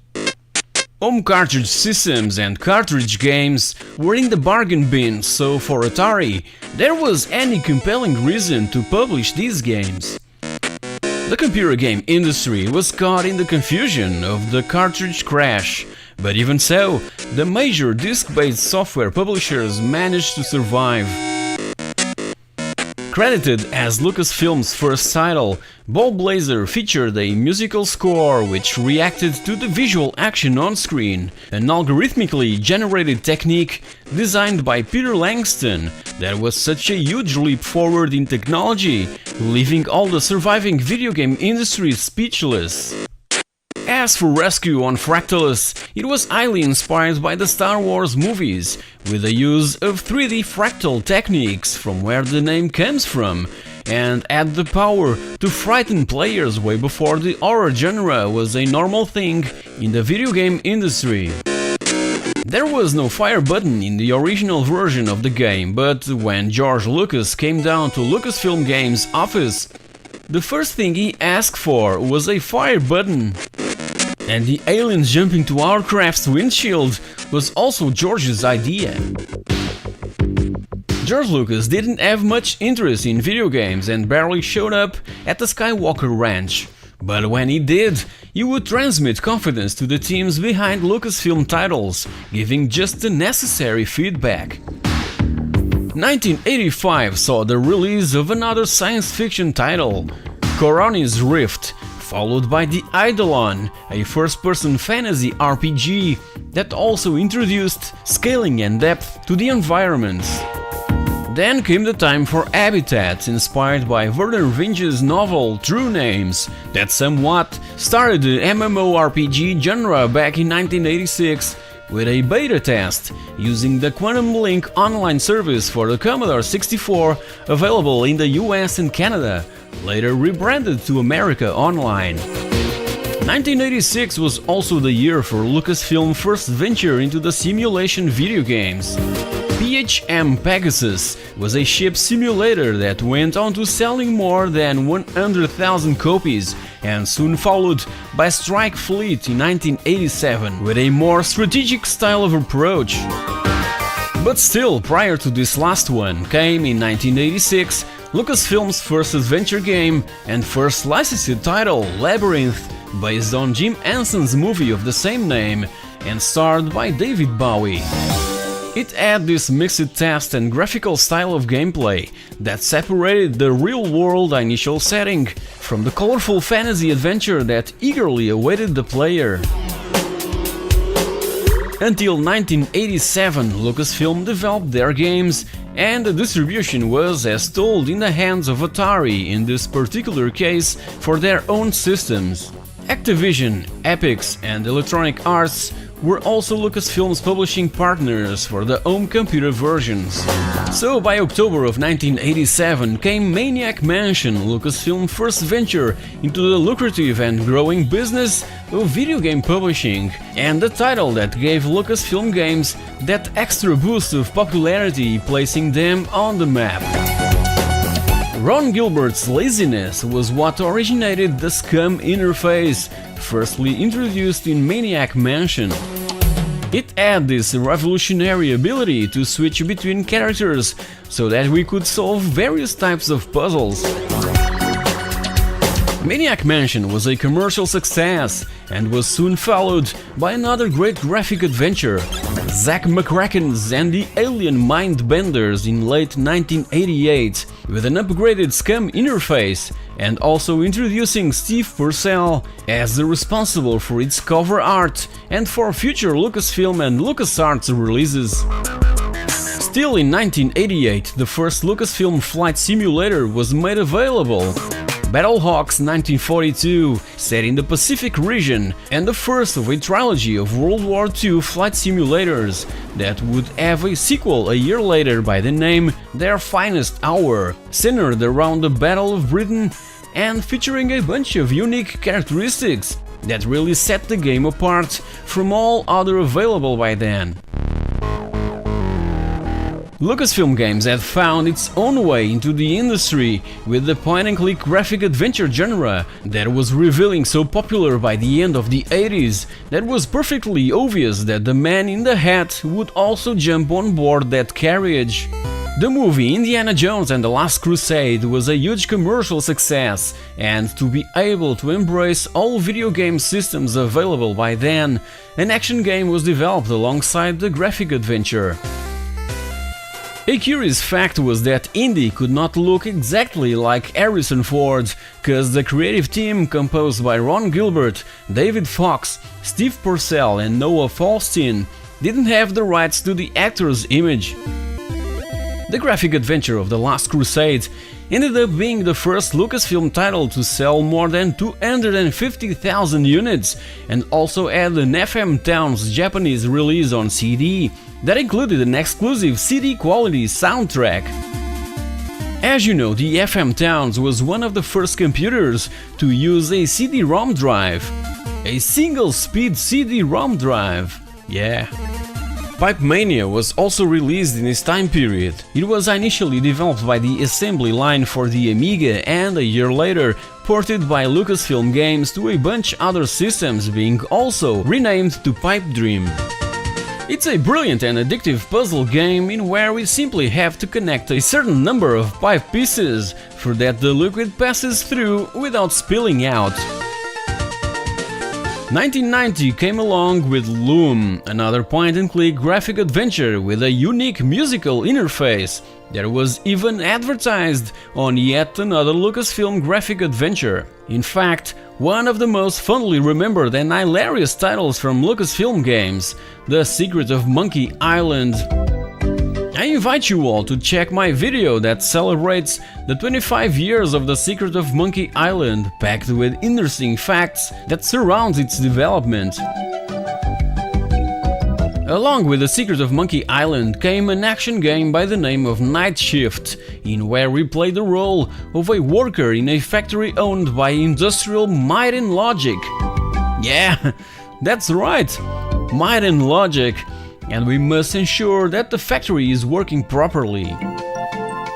It was also in 1990 that a reorganization of the Lucas companies took place, and thus Lucasfilm Games became part of the LucasArts Entertainment Company, along with Industrial Light and Magic and Skywalker Sound. Later, Industrial Light and Magic would merge with Skywalker Sound into Lucas Digital Limited, and LucasArts, the official and final name of the games division. They moved to newer and bigger facilities and also started publishing their own gaming magazine, The Adventurer, that would feature announcements of their upcoming titles and interviews with the developers, and would be around till 1996. 1991 came along, and with it, the third of Lucasfilm Games' Flight Simulator series, only available for DOS machines. Secret Weapons of the Luftwaffe, more focused on action than on simulation, that depicts the more advanced German aircraft technology against the Allied obsolete fleet during World War II. Also in 1991, and for the first time, the license to develop video games based on the Star Wars movie franchise was finally in the hands of its rightful owner. So, based on the first two movies of the Star Wars franchise, came two titles for Sega and Nintendo 8-bit systems, Star Wars and The Empire Strikes Back. This last one was exclusive to the NES and the Game Boy. If it wasn't for a license for development of video games based in the Star Wars universe being in the hands of Atari during the 80s, we would probably never see amazing, original and groundbreaking titles like Ballblazer, Rescue on Fractalus, Labyrinth, Maniac Mansion, Zack McCracken, The Secret of Monkey Island, etc.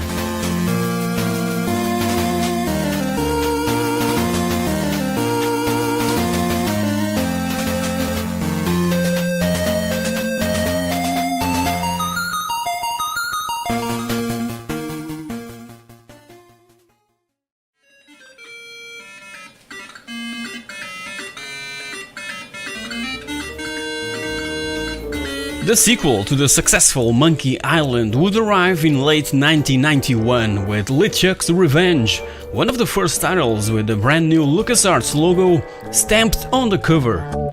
This second adventure takes Guybrush on a quest to find a mysterious treasure, and it featured an easy mode for beginners and for magazine reviewers, as stated by the developers on the back of the box. LeChuck's Revenge also introduced the iMuse interactive music system, developed by Michael Land and Peter McConnell, that simply synchronizes music with the visual action on screen. And it made all the difference. This system was patented by LucasArts and used in all their adventure games since. The sequel to Indiana Jones and the Last Crusade arrived in June of 1992. The Fate of Atlantis is, as told on my video about my personal top 10, my favorite point-and-click graphic adventure of all time. It is what every indie fan wanted. The perfect adventure that really should be turned into a full-length feature film. The game's multipath approach inspired players to replay it over and over. The beautiful locations, the interesting characters, the music and voice acting, the well thought out puzzles, All these ingredients were very well mixed up and offered an overwhelming plot that grabbed the player right from the beginning. Just like The Last Crusade, The Fate of Atlantis had also an action game, a quite forgettable one. The graphic adventure was so good that practically no one played the action game designed by attention to detail that loosely follows the plot of its point-and-click counterpart. Also in the summer of '92 came an original game exclusive to the NES, Defenders of Dynatron City, that was praised for its unique superhero theme, but ended up receiving really bad reviews, mainly due to its poor hit detection. By the end of the year, Super Star Wars was released for the Super Nintendo, an amazing run-and-gun platform game that features multiple playable characters and in where we could also fly an X-Wing and drive a land speeder. It was the Super Nintendo equivalent of the 1991 Star Wars NES game. 1993 would bring amazing titles for MS-DOS players. It was, for me, a year of transition when I embraced PC gaming with arms wide open. I didn't have an hard drive on my Amiga, so I became tired of the dreadful disk swapping that recent games obliged. This year saw the dawn and rise of the talkie CD-ROM era that allowed adventure game characters to actually speak their own words of dialogue during gameplay. Among others, The Fate of Atlantis was re-released in an enhanced CD-ROM version that featured more than 8,000 lines of dialogue. All those years developing combat flight simulators came to fruition in 1993. The team behind Battlehawks 1942, Their Finest Hour and Secret Weapons of the Luftwaffe gained the amount of experience needed to finally bring Star Wars X-Wing, one of the first titles that I played on my brand new IBM PC and ended up completely addicted to it. The feeling of being at the controls of an X-Wing, Y-Wing and A-Wing, performing all sorts of missions and engaging TIE fighters, was mind-boggling. Even now, X-Wing is so damn enjoyable to play. It was the first Star Wars title to also be published by LucasArts and one of the first simulation games to include 3D polygon graphics for spaceships, instead of less detailed bitmap graphics that were normally used in flight simulators. It went on being one of the best-selling PC games of 1993. And by June arrived the sequel to Maniac Mansion, Day of the Tentacle, another favorite of mine that brought the spirit of the original and hugely improved and expanded over it. Dave Grossman returned after showing all his writing skills in The Secret of Monkey Island, and once again, and along with Tim Schafer, wrote this overwhelming story in where we have to solve puzzles whilst traveling through time, exploring different periods of history in an attempt to stop the evil purple tentacle from take on the world. It was released firstly on floppy disk, with voice acting present only on cutscenes. That was a really complicated task to technically accomplish with success. So that you guys can have an idea, the whole game with animations, sounds and the SCUM engine is as big as this JPEG that is scrolling up the screen that has around 8 megs. But they've managed to pull it off, and later was also released a CD-ROM version with voice acting throughout the whole game. June also saw the release of Super Star Wars The Empire Strikes Back for the Super Nintendo, another huge hit on the console, which improved upon the 1991 release for the NES. It was the sequel to Super Star Wars and, as according to the movie in which it was based, introduced force powers and Luke's ability to block attacks and deflect blaster incoming fire using his trustful lightsaber. Darth Vader will also make its appearance in this amazing game. The Japanese version would only arrive in December, and PAL regions would receive the game only by February of 1994. Zombies Ate My Neighbors, or just Zombies in PAL regions, was published by Konami, arriving firstly in June of '93 in the US. It's a run-and-gun video game that features various elements inspired by horror movies, containing a few violent scenes that were even censored in Australia and in many European countries. Nintendo ordered for the blood to be removed or replaced by purple ooze, and in Europe, enemies with chainsaws would be replaced by lumberjacks with axes, and this version would only be released in January of 1994. This was even before the ESRB was created. Nowadays, it's considered a cult classic. By the end of '93, another Star Wars title saw the light of day, Rebel Assault, that took advantage of the CD-ROM fever that seemed to have contaminated the industry. Full motion video was emerging and was seen as something from the future, and everyone wanted to have a slice of it. The PC and Mac CD-ROM, the Sega CD and the 3DO was where we could find Rebel Assault. It failed to reach the standards of other Star Wars titles, but all the CD frenzy of the time turned it into a classic, selling more than 1 million copies. And to close 1993 with a golden key, another marvelous point-and-click graphic adventure was released, Sam & Max Hit the Road. This one was based on the original 1987 comic book series by Steve Purcell himself, and it takes us on a mission to find Bruno, a missing Bigfoot from a carnival. That mission is assigned to a couple of freelance police officers, a naked and hyperactive bunny named Max and a dog named Sam. Two LucasArts trademarks were present in Sam & Max: the delicious humor and, as well, their unique design rule to never let the player die. This way players didn't have to worry about constantly saving their game. 1994 was a, let's say, normal year with few notable releases. Super Star Wars Return of the Jedi was made available around June for the Super Nintendo, and unlike its predecessors, received a couple of bad reviews from specialized press and at the same time praise for the amazing musical score and the excellent graphics. But that didn't stop it from being awarded by Electronic Gaming Monthly as the Best Movie to Game Award of 1994 and a year later, Best Game Gear title of 1995. And by July, the sequel to X-Wing arrived, Star Wars TIE Fighter. This time around we could fight for the Empire under the command of Darth Vader himself and other Imperial commanders. It features an amazing and compelling story filled with tense political intrigue that amazed critics and players alike, ending up being re-released a year later in a collector's CD-ROM edition with enhanced Super VGA graphics, cutscenes and brand new voiceovers. It was also the first Star Wars video game to take advantage of LucasArts' iMuse system to create such an amazing and involving musical environment. The summer was gone, so LucasArts would prepare a couple of snacks for the winter season and exclusive to Nintendo fans.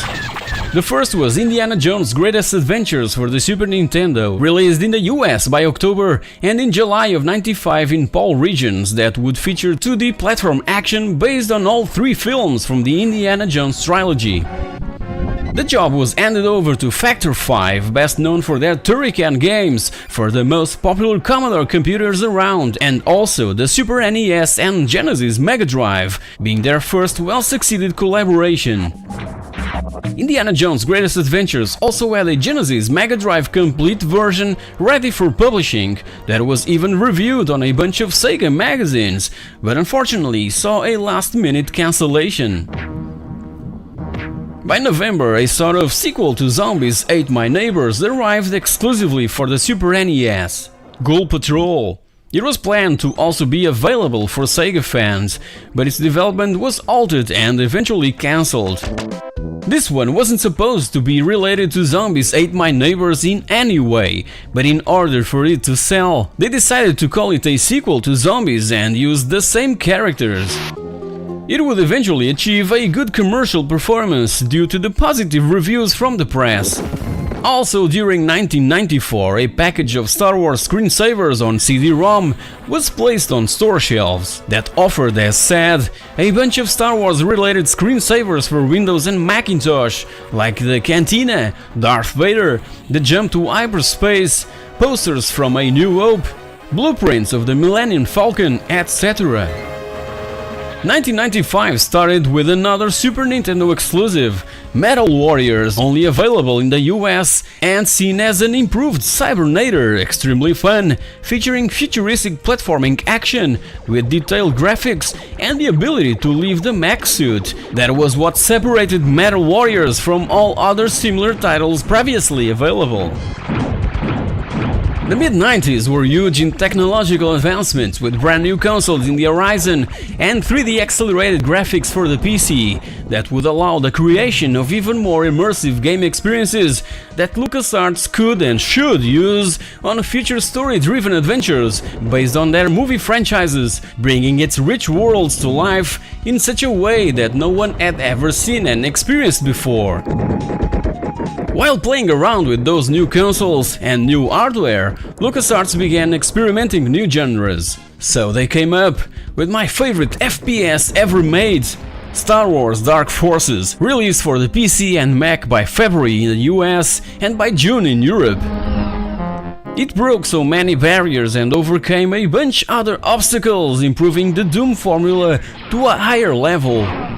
LucasArts' first venture into the FPS genre couldn't have been more successful than it was.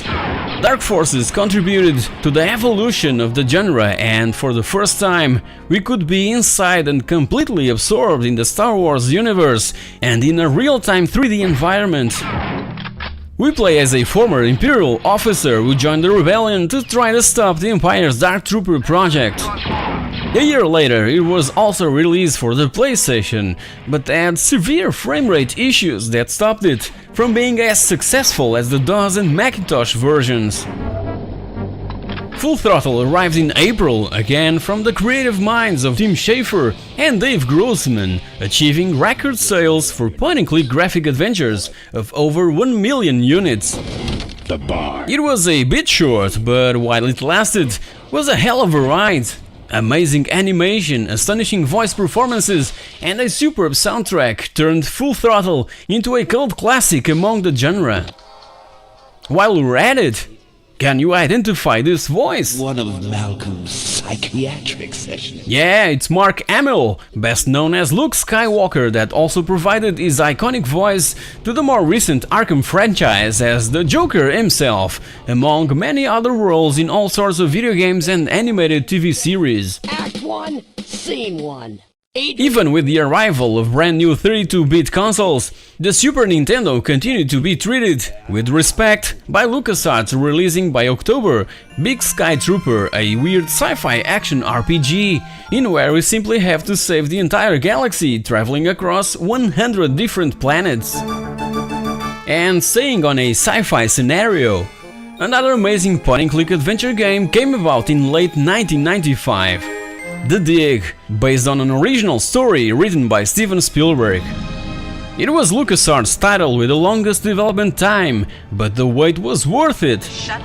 It had a darker and obscure tone to its own plot, totally different from all other point-and-click graphic adventures by LucasArts. It was also a bit too difficult, that resulted in a few unfavorable reviews, but voice acting and the soundtrack were highly praised and critically acclaimed. In my top 10 point-and-click graphic adventures video, you can discover a few more curious facts about the development process of this masterpiece. Check it out! 1995 wouldn't end without another Star Wars title, so by November, Star Wars Rebel Assault 2: The Hidden Empire was available for PC, PlayStation and Mac. It came 2 years after the first of the series, bringing back the wonders of the full-motion video technology. It was similar to its predecessor in all respects, with 15 missions and even a chance to fly the Millennium Falcon. It was seen by the press as an interactive movie with brand new Star Wars live-action video footage, in where we only had to move the stick around and press a button at a certain moment to advance in the story. Mid-90s was for LucasArts a time for experimentation, embracing different genres and weird types of games, mainly due to the growing evolution of gaming platforms and operating systems popping out all over the place. From those experiments came in April of '96 Indiana Jones and his desktop adventures for Windows PCs and macOS.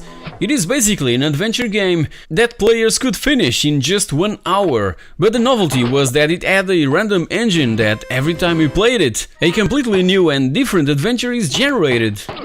By June, another unique title arrived on store shelves. Afterlife, something between a god game and a strategic simulation in where we're invited to create heaven or hell to reward or punish inhabitants of this alien planet. As you can see, LucasArts was trying different stuff outside their comfort zone, so also in June came a children's adventure game by the name Mortimer and the Riddles of the Medallion for PC and Mac that tell the tale of a snail seeking to save their animal buddies in a fantasy world setting.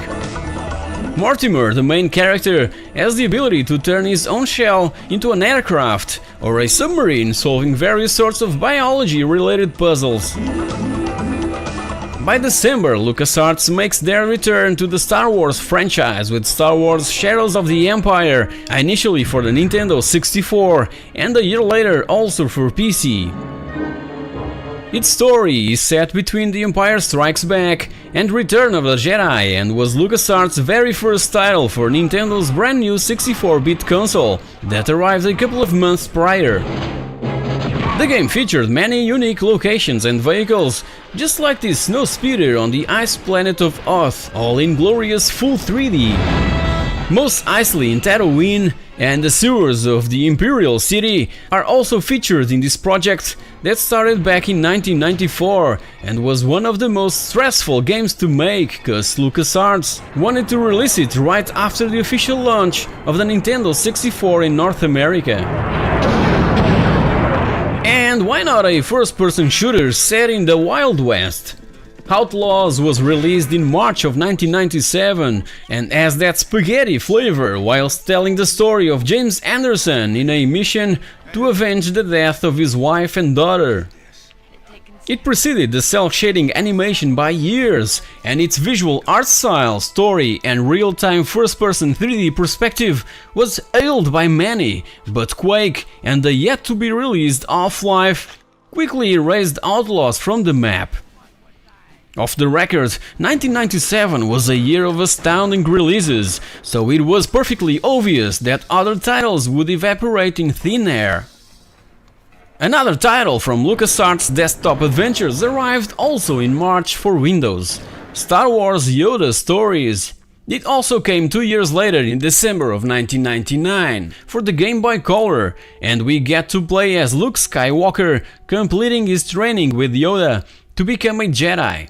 Just like in Indiana Jones and his desktop adventures, the missions are procedurally generated so that we get a new objective every time you start the game. By that time, the very first Lucasfilm game was resurrected and remade for the Sony PlayStation, Ball Blazer Champions. The project was handed over to German studio Factor 5, but was aiming only to those who played the original from 1984.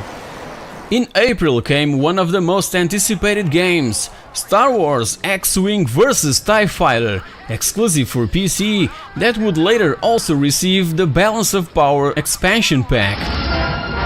What was awesome about this new title was finally the introduction of the online multiplayer space combat, the ultimate battle between the Alliance and the Empire, in where up to 7 players could cooperatively play over LAN and 3 over the internet.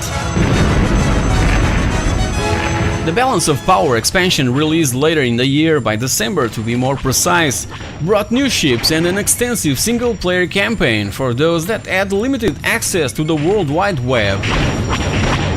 Soon after, by summer, arrived something different for console players: Erk's Adventures. The PlayStation version had an international release, whilst the Saturn port was only available in the US.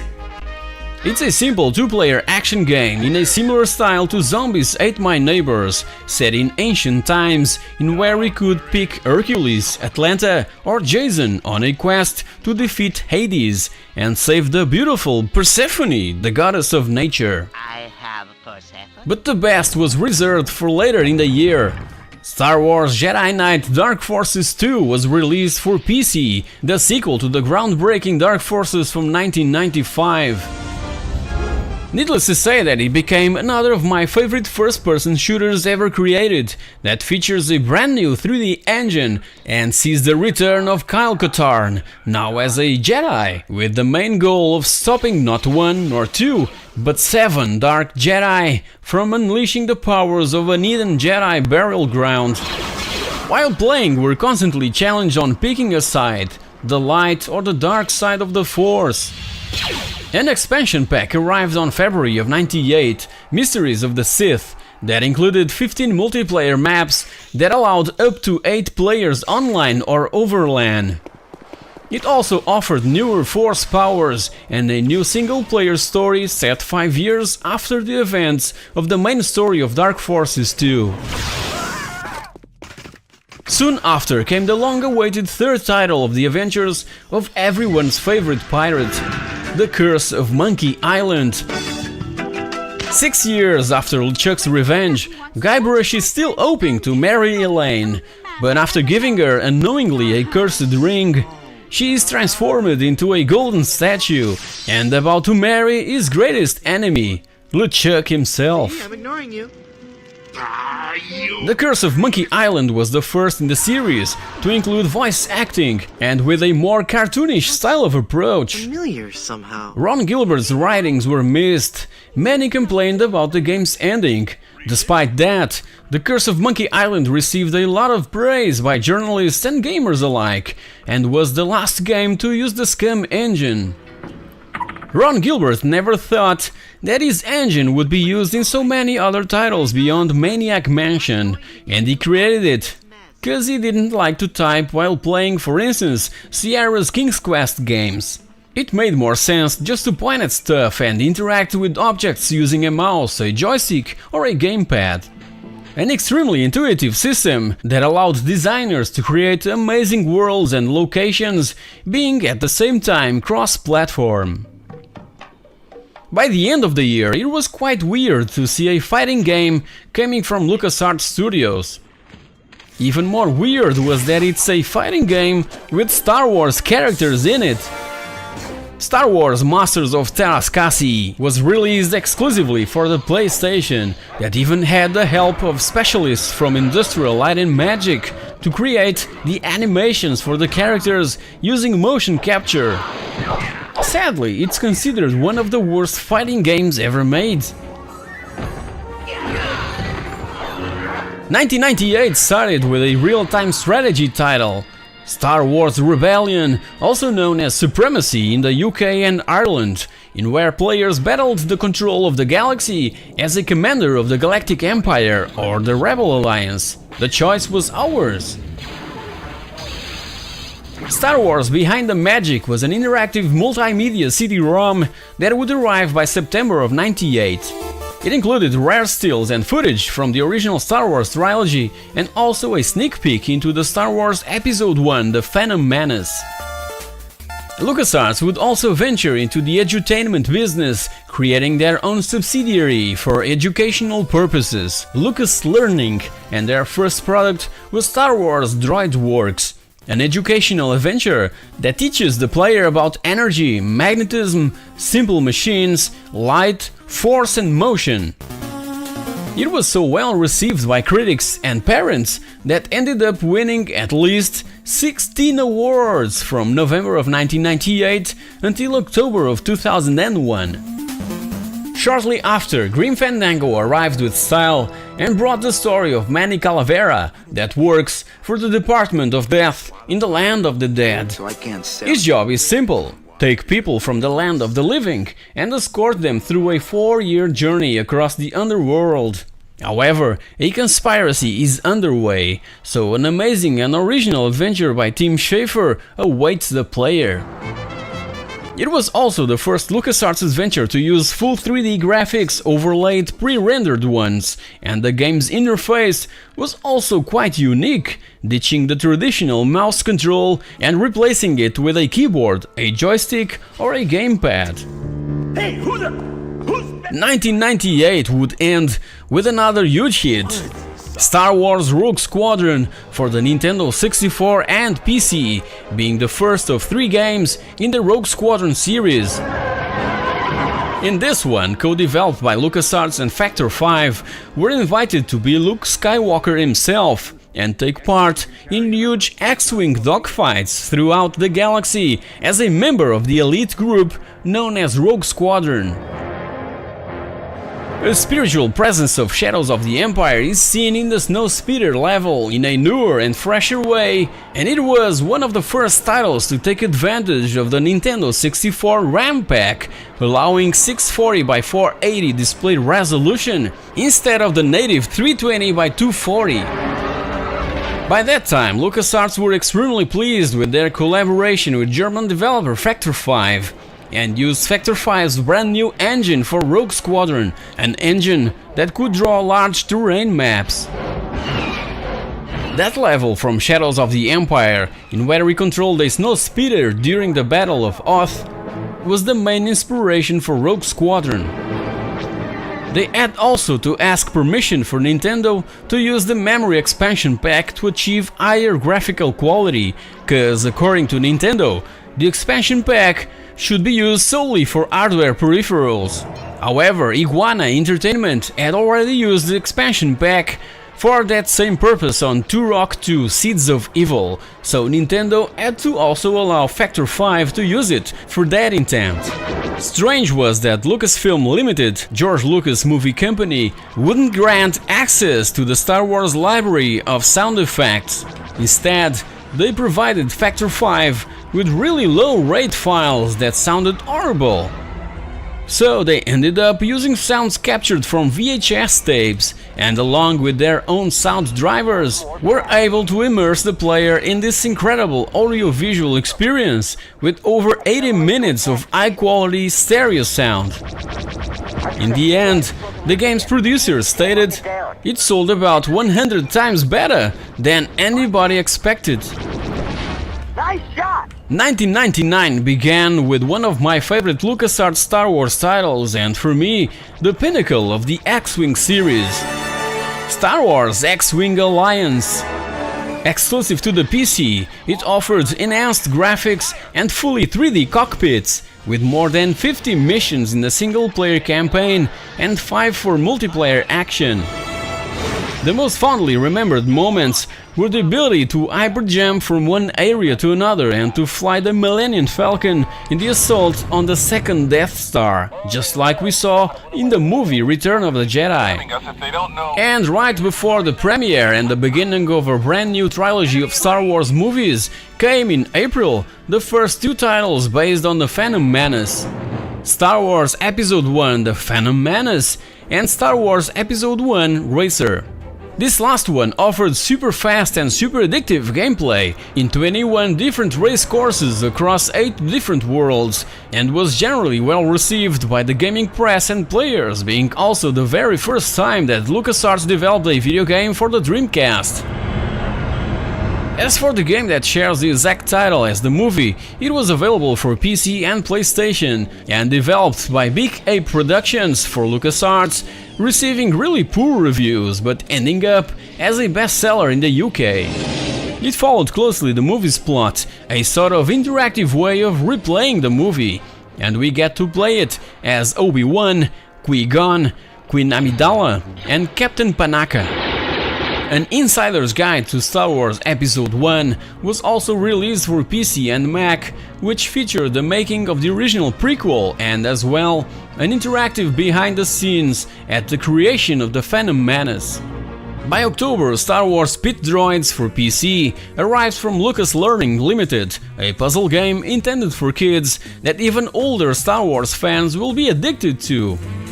The detailed graphics, the complex gameplay and its catchy soundtrack are the ingredients that makes it an extremely fun puzzler to play with kids, or simply by ourselves. 1999 wouldn't end without another of my favorite LucasArts titles. Indiana Jones and the Infernal Machine, released firstly for PC and a year later, also for the N64, but this last one was only available in the US.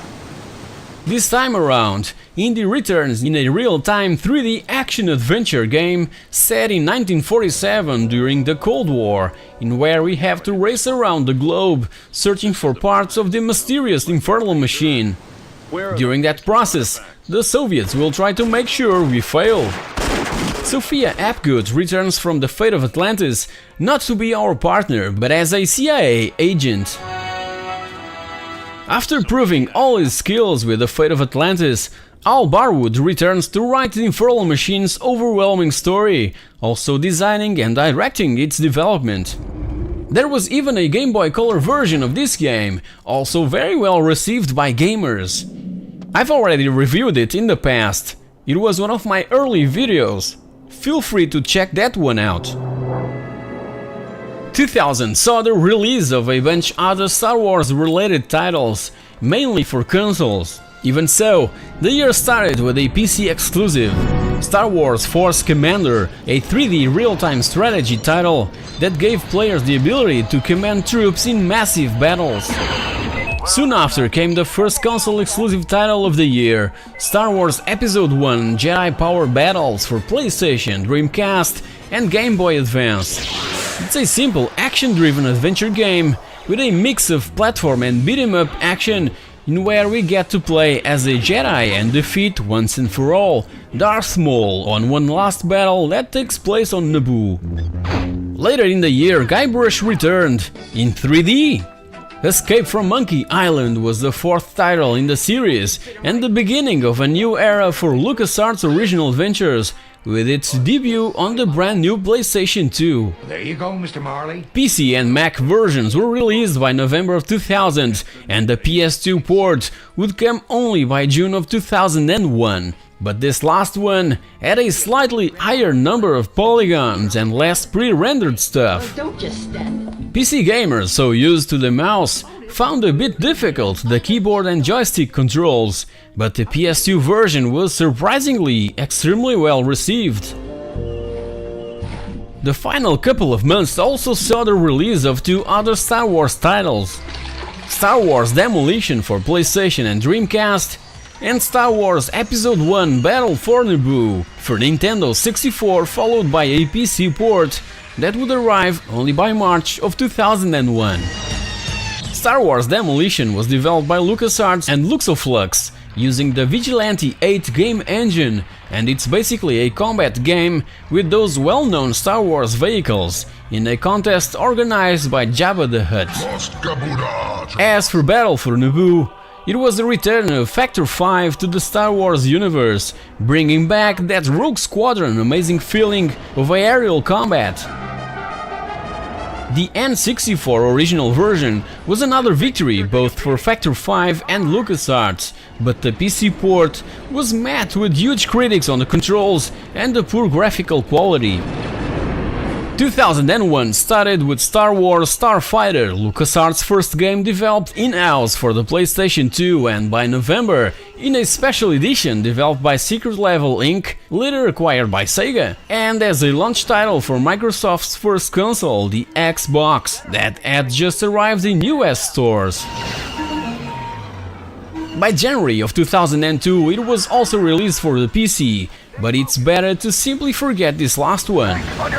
By that time, LucasArts was focused on releasing and conquering the console market, and PC gamers and fans of Star Wars could only be pissed. Back in the 90s, LucasArts was seen as a developer of awesome PC games, but in this new millennium, that idea vanished completely. Even so, the PlayStation original version of Starfighter was a joy to play and a reminder of those amazing titles from the X-Wing trilogy from the 90s, available for PC and Mac owners. Lucas Learning Limited also entered the console market with Star Wars Super Bombad Racing exclusively for the PlayStation 2. Released in April, it would appeal to a younger audience with a sort of Mario Kart style of gameplay, with well-known characters from Star Wars Episode 1, with huge ads that ended up highly criticized by fans of the franchise. Later in the year, LucasArts would try to make amends with fans with the release of Star Wars Galactic Battlegrounds for PC and Mac users. It was another real-time strategy game, this time around developed by LucasArts and Ensemble Studios, best known for their highly successful Age of Empires series, built with an enhanced version of the Age of Empires game engine. Fans of Star Wars and of this particular genre were extremely pleased with it, and by May of 2002, 2 days before the release of the next entry in the new movie trilogy, Galactic Battlegrounds received an expansion pack, the Clone Campaigns, that enlarged the game's already huge scope by including large-scale battle scenarios from Star Wars Episode II: The Clone Wars. 18th of November of 2001 would also remain in video gaming history for two reasons. It was the launch date of the Nintendo GameCube in the US, and also the day when LucasArts, with compliments from Factor 5, released exclusively for that console one of the best Star Wars video games ever made, Star Wars Rogue Squadron 2: Rogue Leader. It would take us back to the original Star Wars trilogy, with overwhelming movie-like visuals and astonishing audio environment in full Dolby Pro Logic 2 surround sound, during the most famous battles in movie history, like the Death Star trench run and the gigantic conflict in the ice planet of Hoth. 2001 was the year of firsts for LucasArts. The first PS2 game, the first GameCube game, and by December, the first Xbox exclusive game, Star Wars Obi-Wan. However, it was a failed attempt. It was initially intended to be a sequel to Dark Forces 2, but due to unstable performance on PC, it was targeted for the powerful Xbox that was about to be launched in the United States. LucasArts ended up recognizing that the over-reliance on the Star Wars franchise was, as stated, reducing the quality of their final products. So they've announced that future releases would be at least 50% non-related to Star Wars. That statement ended up falling into the ground cause many of those supposed original titles were either unsuccessful or cancelled during development, what consequently and accidentally led to the release of a ton of new Star Wars games that were already in production. So, Star Wars Racer Revenge would arrive in early 2002, developed by Rainbow Studios exclusively for the PlayStation 2, that would allow players to engage in even more gruesome and fearsome pod races than in its predecessor. In this one, we could run opponents into walls and take them out of the race before it was over. Star Wars Jedi Knight 2 Jedi Outcast followed, also from third-party developers for PC, Mac, Xbox and GameCube, and saw the return of Kyle Katarn in this first-person action game that used the highly popular Quake 3 Arena game engine, climbing its way to the top of the charts and becoming one of the best-selling first-person action games of the year. Along with Jedi Outcast came another console-exclusive title developed by LucasArts themselves, Star Wars Jedi Starfighter for PlayStation 2 and Xbox, and a sequel to Star Wars Starfighter, which included a sneak peek to the new Star Wars Episode II movie that would arrive 2 months later. In this one, we could fly the Jedi Starfighter and use force powers while in the cockpit, across 15 land and space missions, and other 2-player cooperative missions. By the end of the year, another 2 console exclusives, Star Wars The Clone Wars and Star Wars Bounty Hunter. This last one was developed indoors and also known as Jango Fett in Japan, telling the story of how Jango became the most famous bounty hunter of the Star Wars universe. It was a title in where practically everyone at LucasArts was involved, from industrial light and magic to create the game's CG cinematic sequences and Skywalker sound that provided the game's sound design. As for the Clone Wars, initially available for PS2 and GameCube, we played the role of a Jedi Knight leading the Republic army into the gigantic ground battles of the Clone Wars seen in the movie Episode II: Attack of the Clones. For the third canon. To keep the flame alive, and for fans of classic LucasArts titles, a compilation CD titled The Best of LucasArts Original Soundtracks was released, featuring music from a few of their greatest games like The Dig, the Monkey Island series, Grim Fandango and Outlaws. Taking a break from the Star Wars franchise, 2003 started with a new Indiana Jones adventure, Indiana Jones and the Emperor's Tomb, for Xbox, PlayStation 2, PC and Mac. Developed by The Collective Inc., it takes place in 1935, right before the events of the movie Indiana Jones and the Temple of Doom, and we're searching for the tomb of China's first emperor. This last Indiana Jones adventure wasn't very welcomed by the gaming press, pointing out a few graphical and sound issues on the console versions. Personally, I've enjoyed it a lot. By June came another experiment from LucasArts and gladly only available for PS2 owners, RTX Red Rock, an action-adventure game designed by Al Barwood, in where we have to investigate the loss of communication between Earth and Earth's colony on Mars, that is believed it was attacked by alien forces known as LEDs. Soon after came another PC blockbuster, Star Wars Galaxies: An Empire Divided, that later received 3 expansion packs: Jump to Lightspeed, Rage of the Wookiees, and Trials of Obi-Wan. It was the first Star Wars MMORPG developed by Variant Interactive and Sony Online Entertainment, in where we could explore the Star Wars universe and become a Jedi, a smuggler, a ranger, a merchant or a bounty hunter. The game events were set between the end of Episode 4, A New Hope, and Episode 5, The Empire Strikes Back, including once more the Battle of Hoth, that is such a reference in the Star Wars fictional setting. But the biggest surprise would come after Star Wars Galaxies and from BioWare. Star Wars Knights of the Old Republic, initially for Xbox and later also for PC. This RPG is set in the Star Wars universe, 4,000 years before the events depicted in Episode 1 movie, takes us through many well-known Star Wars locations, in where we interact with other characters, performing side quests that will influence our path into the light or the dark side of the Force. We can turn our character into a powerful Jedi, a merciless Sith, or something else.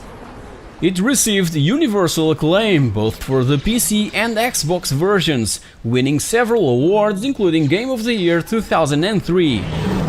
Star Wars Jedi Knight Jedi Academy for PC, Mac and Xbox was also another huge hit in 2003, a first and third person shooter developed by Raven Software for home computers and Vicarious Visions for Microsoft's console, and as opposed to Jedi Outcast, we immediately start with a lightsaber, something highly praised by gamers and reviewers.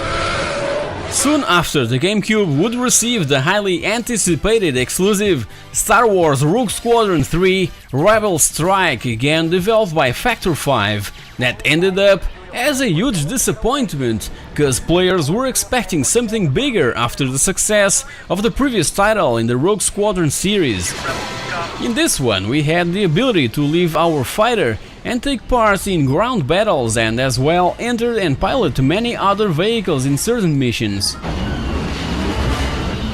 The end of the year saw the release of 3 distinct titles away from those highly popular LucasArts franchises, so by October, Gladius saw the light of day for the current gen consoles, the GameCube, PS2 and Xbox.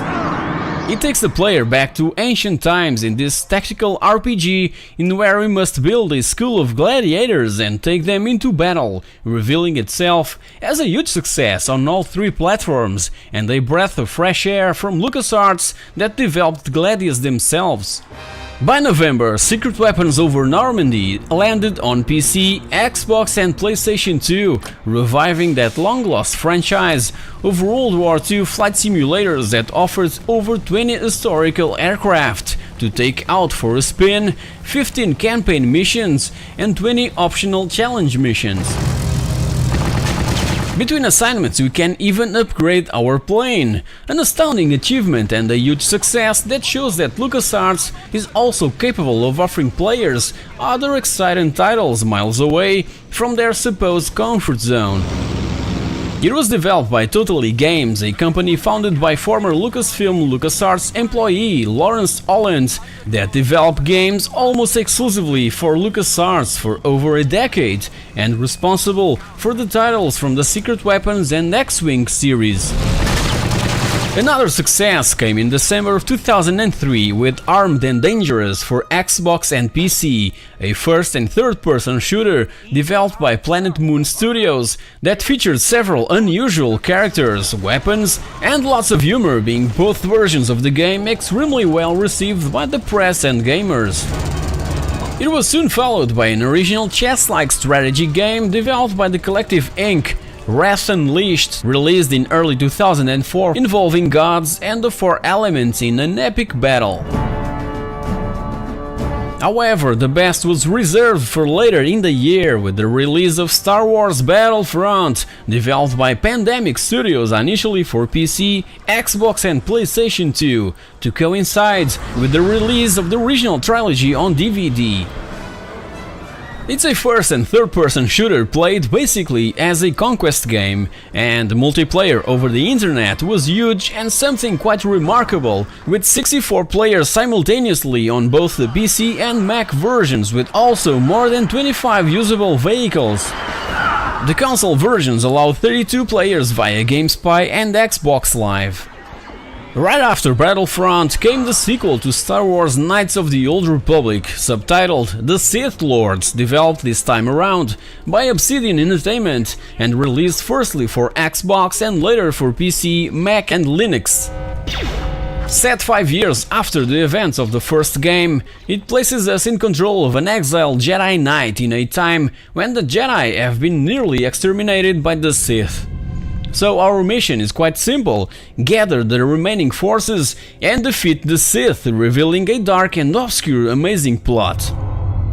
While enjoying the success that Star Wars Battlefront achieved, Pandemic Studios returned with Mercenaries Playground of Destruction, published by LucasArts in January of 2005 for PC, PS2 and Xbox. An action-adventure game set in an open-world environment, and it features kind of stealth and reputation-based style of gameplay, in where we take control of one of 3 mercenaries, and to prevent a nuclear war, we must successfully complete each contract. And right after Mercenaries, LucasArts released to the public their brand new Star Wars related title, Republic Commando for PC and Xbox, an astounding first-person tactical shooter that uses Epic Games' powerful Unreal Engine. Criticized for offering a short experience, it was, on the other hand, praised for its story and combat that are set during the events of the movie Episode 2 Attack of the Clones. 2005 was also the year when their partnership with LEGO made its first steps into the video game business with LEGO Star Wars: The Video Game, developed by Traveler's Tales and published firstly in March by LucasArts for practically all systems available by then, before and after the premiere of Episode 3, the final chapter of the prequel trilogy. It would allow players to relive the events of all 3 movies from the Star Wars prequel in a LEGO style and oriented for family fun, being extremely well received for that same reason. And by May, when the 3rd movie was finally arriving to cinemas, Star Wars Episode 3 Revenge of the Sith was also released for PC, Xbox, PS2, Game Boy Advance and Nintendo DS, that was obviously based in scenes from the movie. Ubisoft Montreal was responsible for the portable versions that were considered the best from the whole bunch. The Collective Inc. developed the other console releases that even had the help of the stunt coordinator and lightsaber trainer from all the 3 prequel movies, and he even appears in the game as a boss. By October arrived the moment that fans were eagerly waiting: the release of Star Wars Battlefront 2 for PC, Xbox, PS2 and even the PSP. Pandemic Studios returned to the series to create an even greater and immersive experience. It was released alongside the DVD of Revenge of the Sith, and unlike its predecessor, features a more narrative-based campaign along with new vehicles, characters, maps and missions. During these last 2 years, LucasArts went through a profound internal change under the tight belt of Jim Ward, appointed president of LucasArts back in April of 2004, that had shown all his skills marketing the movies Phantom Menace and Attack of the Clones. George Lucas felt that his games division was putting out too many mediocre titles. Even the most popular ones weren't generating enough revenue to keep LucasArts afloat, so Ward's first actions were to cancel a few games already in development and reduce LucasArts' working force from 450 to 190 employees. As stated, Jim Ward came from the movie business and couldn't comprehend how games could be late. Star Wars Battlefront 2 was supposed to be a multiplayer-only game, but Ward wanted a single-player campaign a few months before it was released. Everyone said that it was impossible to achieve that in such less time. Even so, pandemic and everyone at LucasArts involved in the project made it impossible, and the game met its deadline and sold extremely well, also due to its gigantic marketing campaign. Prepare for the sequel to the best-selling Star Wars game of all time. Fight as a Jedi. Fight in space. Fight the battles any way you want. Star Wars Battlefront 2. On Tuesday, you fight again. Rated teen. Many other rushed decisions were made in the next few years. Internally, LucasArts was seen as a madhouse run by people that weren't familiar with the development process of a video game, that seemed to enjoy making huge last-minute modifications onto something that was on development for many months and even years. In 2006, LucasArts was composed by 3 development teams. Games came from third-party developers like Petroglyph Games, that developed Star Wars Empire at War and its expansion pack Forces of Corruption. Traveler's Tales brought LEGO Star Wars to the original trilogy, and from Frontier Developments, the makers of Roller Coaster Tycoon 3, came the chance of managing another theme park in Thrillville, a game oriented mostly for a younger audience. As said, by 2006, LucasArts was composed by 3 development teams, one focused on a future Indiana Jones project, another on The Force Unleashed, and the other just standing by, seeing all their concepts being crushed. Star Wars Rogue Squadron Trilogy, exclusive for the Xbox. Star Wars Imperial Commando, a sequel to Republic Commando. Star Wars Knights of the Old Republic 3. Star Wars Jedi Knight 3 Brink of Darkness and Jedi Master. Star Wars Smuggler, Star Wars Rebel Warrior, Star Wars Darth Maul, Star Wars Proteus, Star Wars First Assault, Rogue Squadron X-Wing vs TIE Fighter, an exclusive for the Xbox 360, and Star Wars Episode 7 Shadows of the Sith. All these internal projects were cancelled during Jim Ward's leadership. Besides those, there was Star Wars Battlefront 3.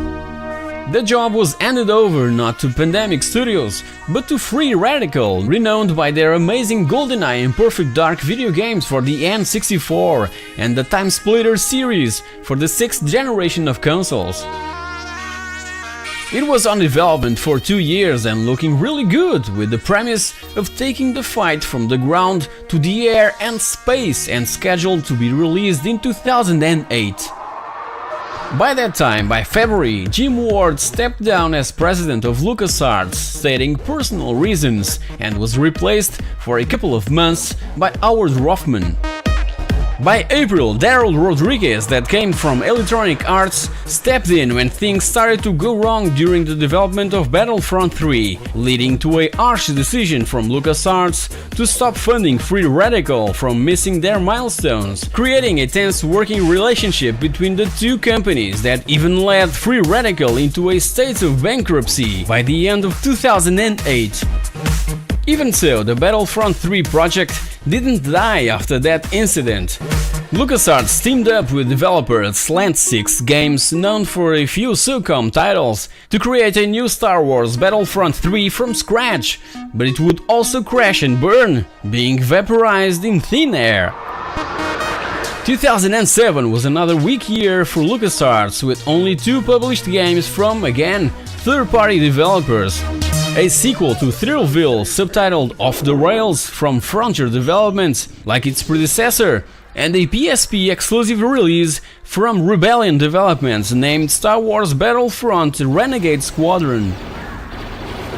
It wasn't until 2008 that LucasArts saw finally an internal effort being praised with more than 7 million copies sold, becoming the fastest selling Star Wars game to that moment. Star Wars The Force Unleashed was the result of a combination of 4 concepts that were scrapped around 2005. Even so, it was supposed to be released the year before, along with a new Indiana Jones title. The problem was that LucasArts couldn't find enough programmers that knew how to develop games for the new PlayStation 3. Everyone knows that Gabe Newell from Valve publicly stated that it was a waste of time to develop games for the PS3, and that Team Ico went through hell to put The Last Guardian together while developing it for that system. And as a Sony partner, they had all the ingredients to pull it off. In consequence, half of the team working on that Indiana Jones project was moved to The Force Unleashed to get the job done for a 2007 release, pushing Indy to a 2008 release. But even so, they ran into problems going beyond 2007. By that time, when all teams were starting to join forces to create the most spectacular Indiana Jones video game ever, Naughty Dog released Uncharted, that was all that the new Dr. Jones game was meant to be. Everyone at LucasArts just stood petrified looking at Nathan Drake and thinking that they've missed completely the chance of making something great. In my final hour. The fate of Indy's new game will be told later on.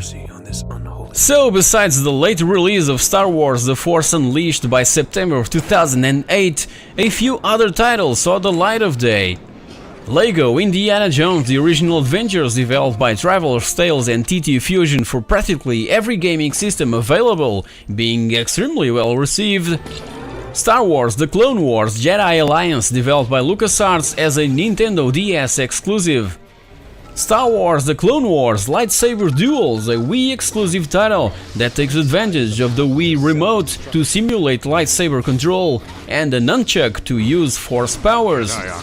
And Fracture, a title developed by Day One Studios that was designed as a first-person shooter since the beginning, and when it was way far into development, the executives at LucasArts decided that it should be turned into a third-person shooter.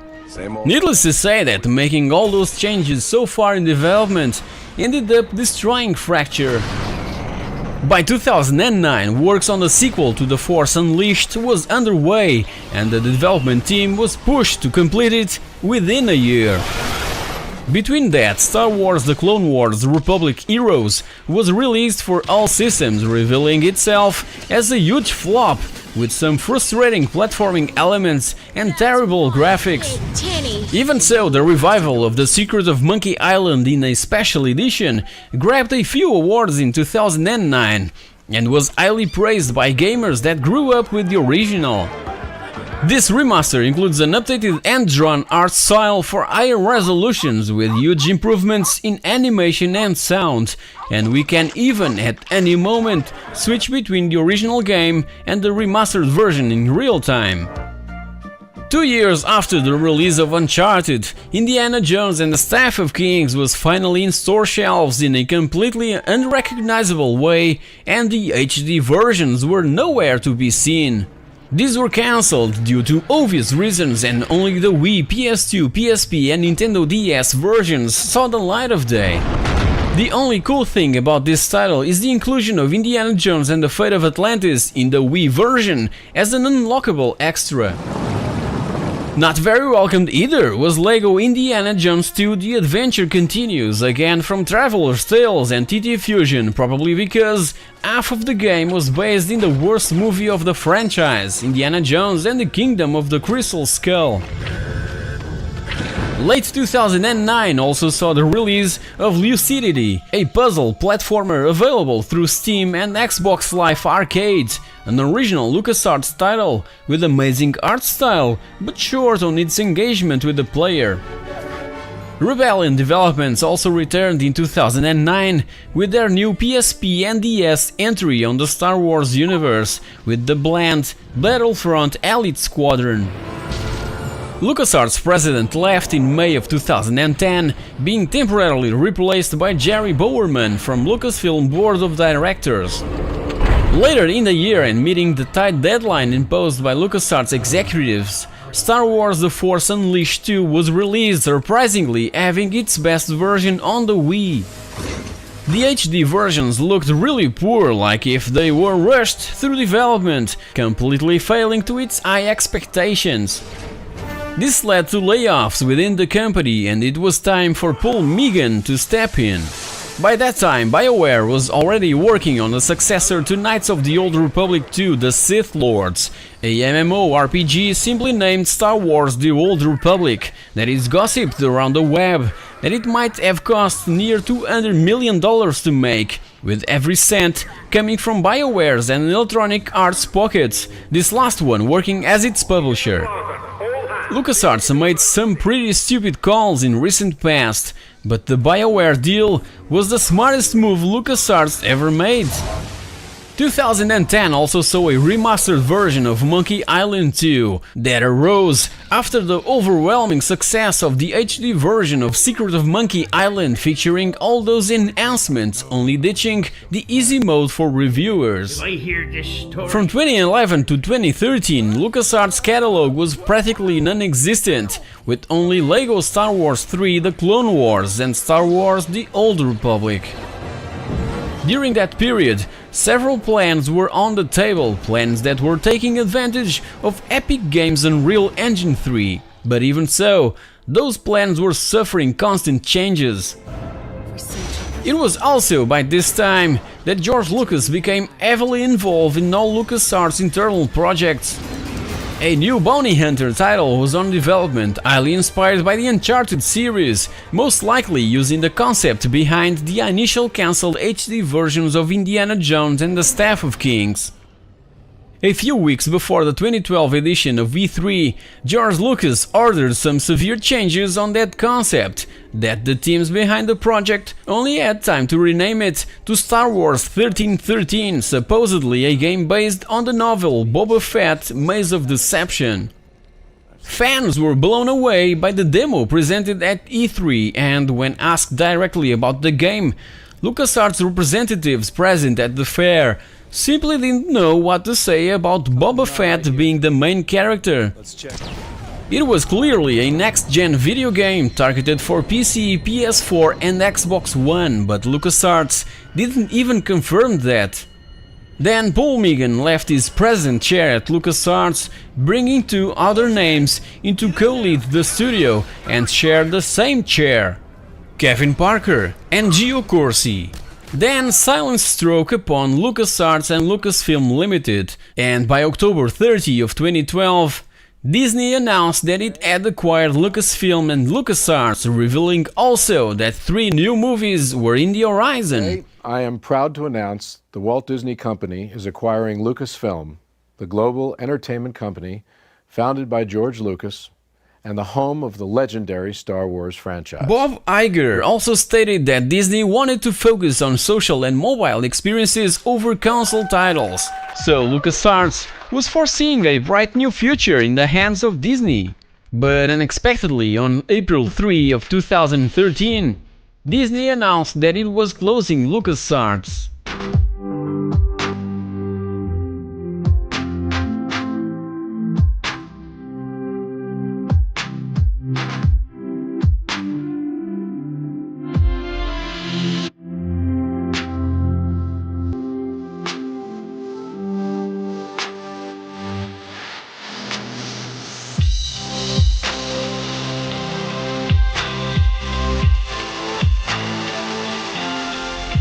The last game released by LucasArts as a subsidiary of an independent Lucasfilm was Connect Star Wars. LucasArts ceased to operate as a video game developer, and future games based on its properties would be either developed by Disney Interactive Studios or licensed to third-party developers. LucasArts remains open with around 10 employees, retaining its function as a video game licensor after witnessing 150 staff members being laid off. Along with LucasArts, also Industrial Light and Magic lost many of its workers. Meanwhile, and as everyone knows, Electronic Arts grabbed an exclusive multi-year license to develop Star Wars games for PC and consoles, and Disney Interactive Studios would have also the right to further develop games based on that same franchise, but for mobile, social, tablet and online game markets. LucasArts, like any other developer, had a darker side.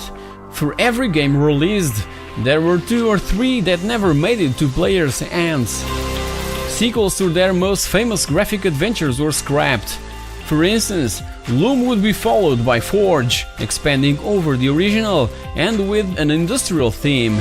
Indiana Jones and the Fate of Atlantis would have a sequel subtitled The Iron Phoenix, with Indy chasing after the Philosopher's Stone. And in early 2000s, Full Throttle 2 Hell on Wheels and Sam & Max 2 Freelance Police were also cancelled due to some negative reactions to the game's dated 3D graphics. When the rights to the Sam & Max franchise expired in 2005, Steve Purcell, the creator of Sam & Max, regained ownership, licensing it to Telltale Games to develop Sam & Max Save the World as an episodic game. Apart from these, there were also, as told, a ton of Star Wars related ideas that were completely abandoned during the 90s and 2000s. It's unsure about the fate of Star Wars First Assault, but as for Star Wars 1313, Kathleen Kennedy told in an interview back in December of 2015 that the game was gold and it was something we're spending a lot of time looking at, pouring through, discussing, and we may very well develop these things further. Many other studios were founded by former LucasArts employees during the last 17 years, such as Double Fine Productions, Telltale Games, Monkey Fun, Dynamite, and Soma Play. Also, recent remasters by Double Fine of Grim Fandango, Day of the Tentacle, and Full Throttle are proof of how big the name LucasArts was. A Day of the Tentacle Special Edition was supposedly on development at LucasArts Singapore by the time of Disney's acquisition, and Tim Schafer credited LucasArts and Disney for their help in creating the remaster. Also, the recently released Thimbleweed Park is another proof that LucasArts' spirit lives on. Looking back at 31 years of history, LucasArts left a legacy of amazing titles, from the classic point-and-click adventure games and flight simulators to their incredible portfolio of Star Wars titles that covers a multitude of different genres that will prevail in the memory of gamers for many years to come. So guys, this wraps up the story of LucasArts, an epic and overwhelming study that took me weeks to put together, but by the end, it was totally worth it. I truly hope that you've enjoyed it, and nothing gives me more strength to continue doing these videos than your amazing and inspiring feedback. Thank you very much for watching, and I'll see you all in the next episode.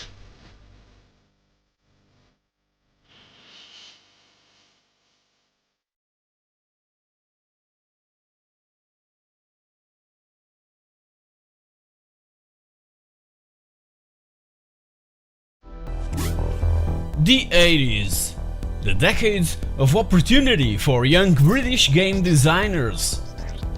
The IT industry was flourishing. The ZX Spectrum and the Commodore 64 were the new hot home computers in the beginning of the decade, and everyone was making games on their bedrooms, mimicking what they saw at the arcades. Founded and established in Liverpool in 1982 by 2 former employees of Bugbyte Software, Mark Butler and Dave Lawson, Imagine was known as the place where dreams come true. Their young programmers were like rock stars, making tons of money overnight. But all began with their first game for the Spectrum 16K and Commodore VIC-20 that Dave Lawson had put together, Arcadia. Its space theme was usually popular in the beginning of the 1980s, mainly due to Hollywood's tendency on making futuristic movies that consequently spawned also a burst of related video games in the arcade and pinball markets. There was no computer-related retailing in the UK, so before Arcadia, it was all done by mail order. When the advert of Arcadia came out on magazines, envelopes with money started to arrive on the mail on a daily basis, and suddenly Mark and Dave realized that this was it. Their time has come. After that, around 83, the big UK retailers saw the potential of the video game industry and then started stocking up on games big time. People no longer had to buy them by mail order through magazines.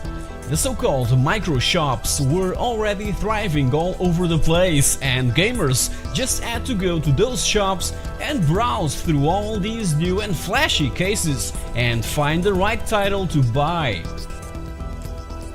So, when back to Arcadia's success, it made Imagine's founders hire more staff to start making more and more games. It also compelled and encouraged its programmers to work better and harder. Imagine's brand rapidly started to worth millions. There were, at the time, no other company that had ever produced so many great games in such a short period of time and always created strong impact through extremely clever advertising campaigns on the most popular magazines of the time. It was Imagine Software that gave birth to these awesome and outstanding pieces of advertising art. Before that, adverts were tiny, with an awful little drawing and 3 or 4 paragraphs of text explaining the game. Just dreadful. British people were familiar with the video game phenomenon that just recently exploded due to Clive Sinclair's very affordable machine, the ZX Spectrum. Many young kids were getting these machines for their birthdays, for their success at school, for Christmas, etc. And the Spectrum was really easy to program that all over the United Kingdom success stories were starting to emerge, just like Matthew Smith and its Manic Miner. But the craze wasn't so extensive like the one that was shown by these young executives at Imagine. They were driving Ferraris, BMWs, and even custom hand-built motorbikes. Alongside with all that luxury and Mark Butler's love for fast motorbikes, Imagine Racing Team was created, in which Mark himself was a rider. Imagine was seen by everyone as a place where dreams come true, and everybody wanted to work there. In the 60s, the Beatles placed Liverpool on the map, and 20 years later, it was the time for Imagine to do the same. Dave Lawson saw the potential in the video game industry and jumped right in at first. Money was pouring down, but it was wasted in the next morning. There was no financial control at all.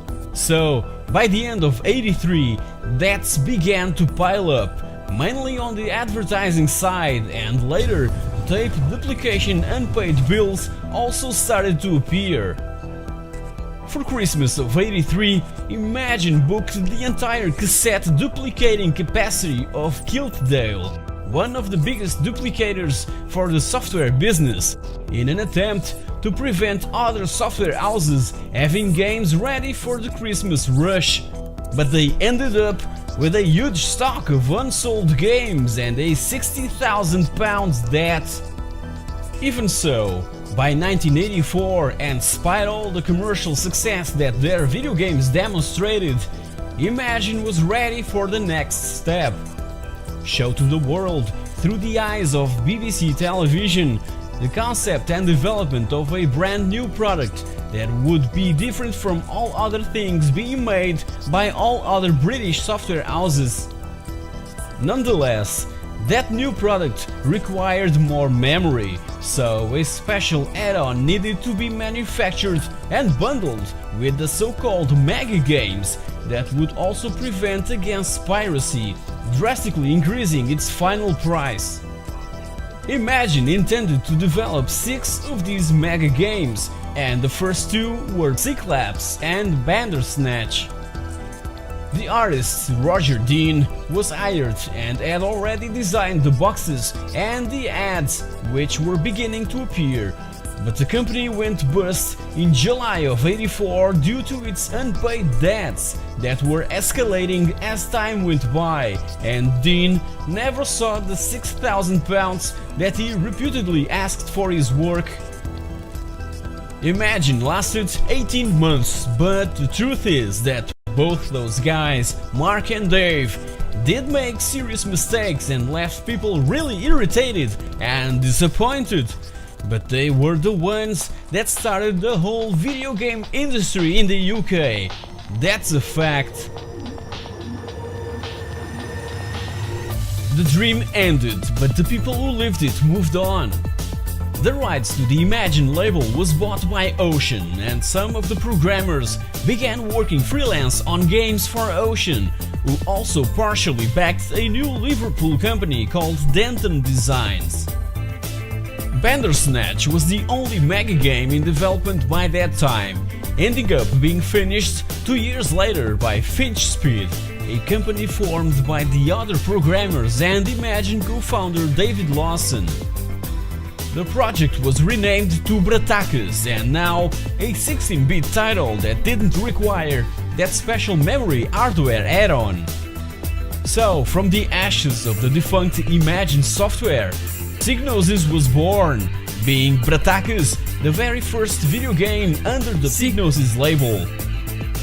As for Cyclops, never passed the paper sketch stage, so it was later also used as a sub-label of Psygnosis.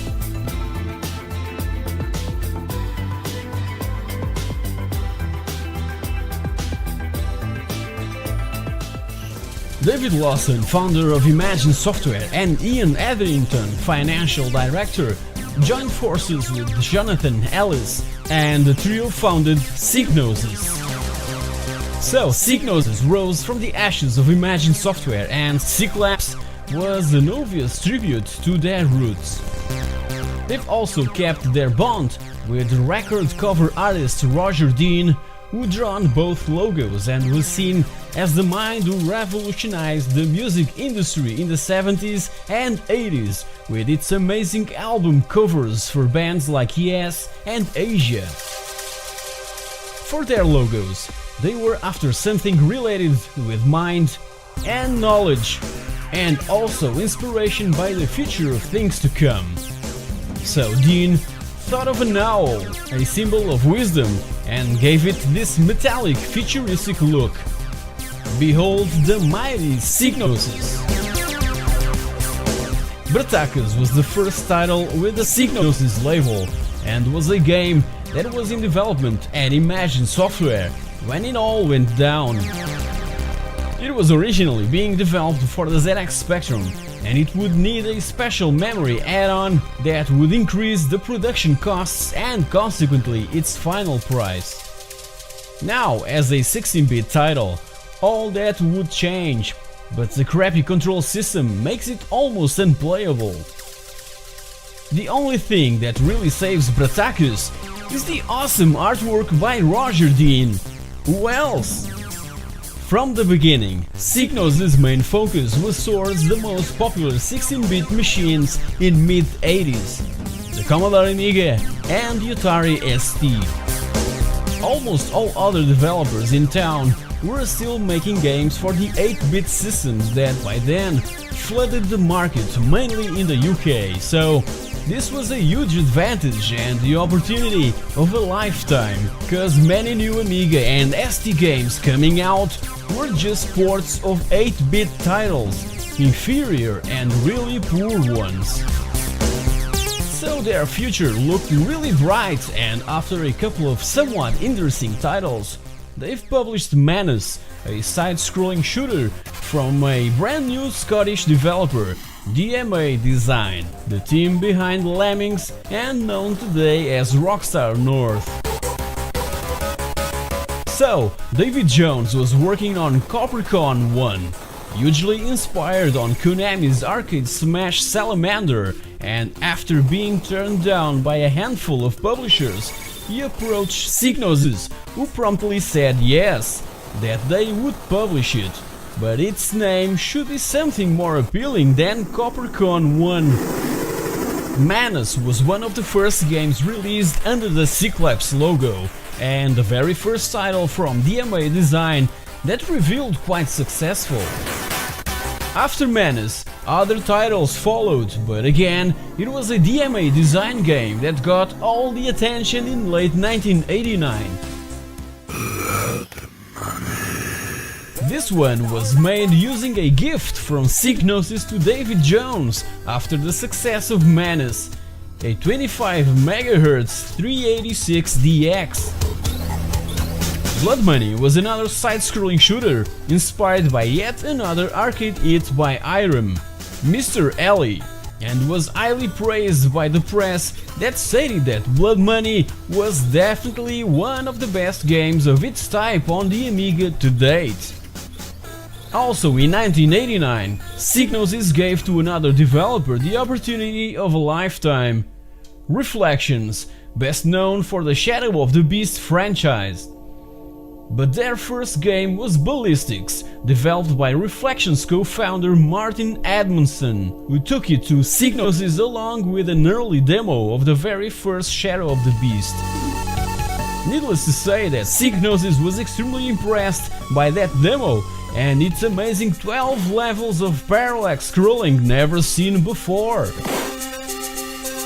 Ballistics, that was based on the Crossfire board game, sold well, and the 35-pound Shadow of the Beast was a huge success. You know why? Cause it included a Roger Dean t-shirt.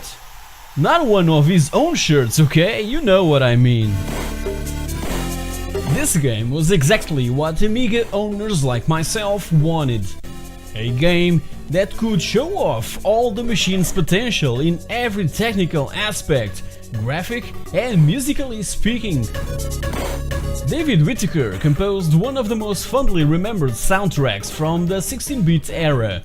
My friends that didn't own an Amiga would get really impressed by it and ran off to the next store to buy one. Kind of. Let's be honest, the game lacks content and depth. It was basically a really impressive tech demo, like the ones used to show off new TV displays on stores, you know?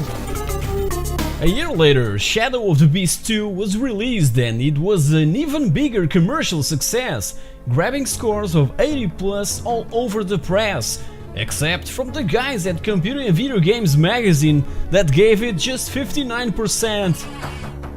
Graphics and sounds were praised, but the most improved thing was its gameplay. The game appeared also bundled in the Screen Gems Amiga 500 pack that so many gamers got as a gift back in Christmas of 1990. But also in January of 1990, another video game developer got their chance in the hands of Psygnosis, Raising Hell Software. And the game that awakened Psygnosis' interest was the Killing Game Show. Martin Shutley, founder of Raising Hell Software and developer of the Killing Game Show, sent his demo to Psygnosis, who grabbed immediately this run-and-gun shooter in where we control a robot shooting everything that moves trying to reach the exit on this maze of platforms. Awesome gameplay and superb music. The game received 92% in Amiga format. The game was later re-released for the Sega Mega Drive Genesis under the name Fatal Rewind. Later, Raising Hell Software was bought by Sega, who forced the developer to change its name, cause the word hell was kind of inadequate.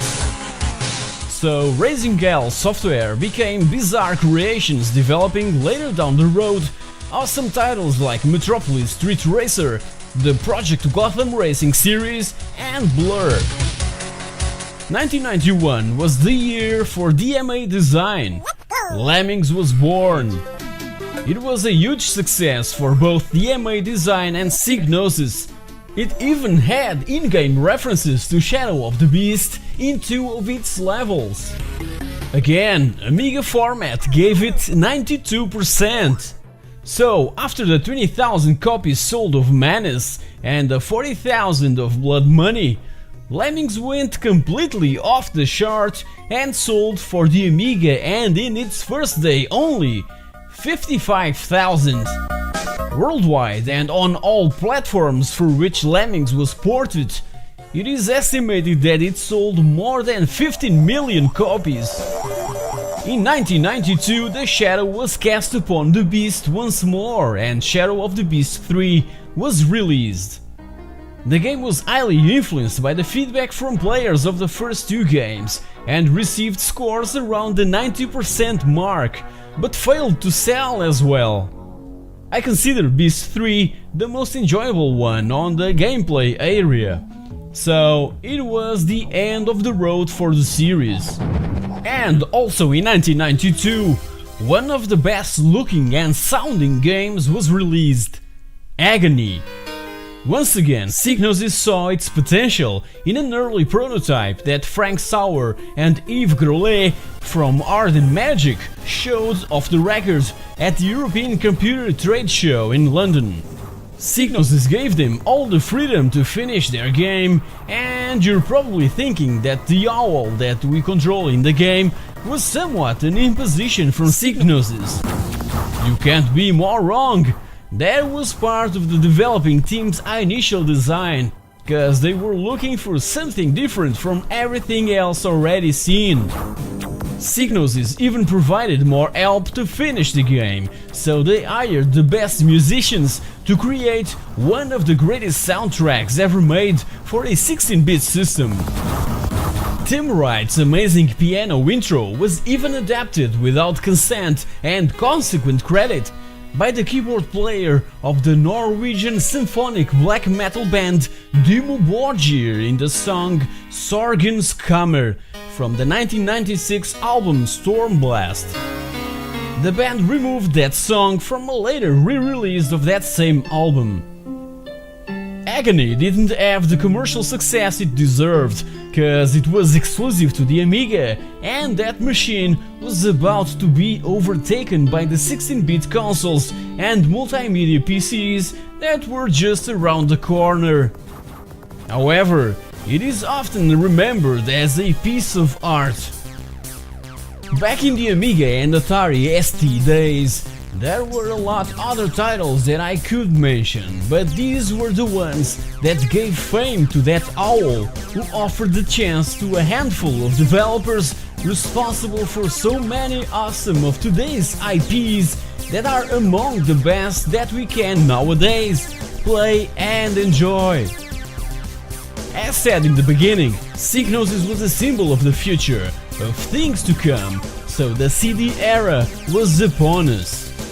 In 1991, the Psygnosis Advanced Technology Group went on to explore the possibilities of the infamous full motion video technology for their games, and their first attempt was with Microcosm, released in October of 1993 for the Japanese FM Town Smarty and Sega Mega CD, followed by the PCE 3DO and Amiga CD32. Back then, this was quite exciting.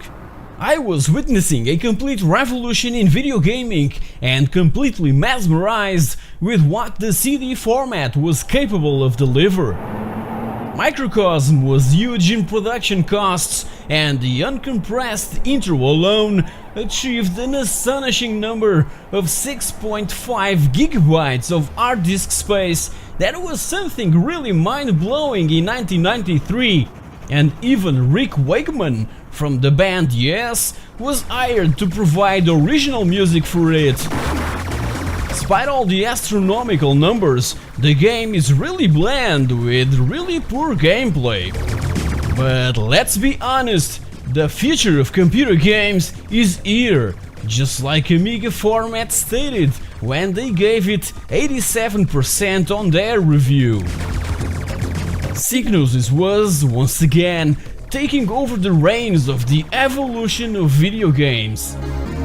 And that was when Sony Electronic Publishing Company acquired Psygnosis, opening all the doors and windows to a whole new world of possibilities and giving to Psygnosis the right tools for developing exciting new titles using CD technology that would be Sony's media of choice for the bright future that was just a couple of years away, the rise of the PlayStation.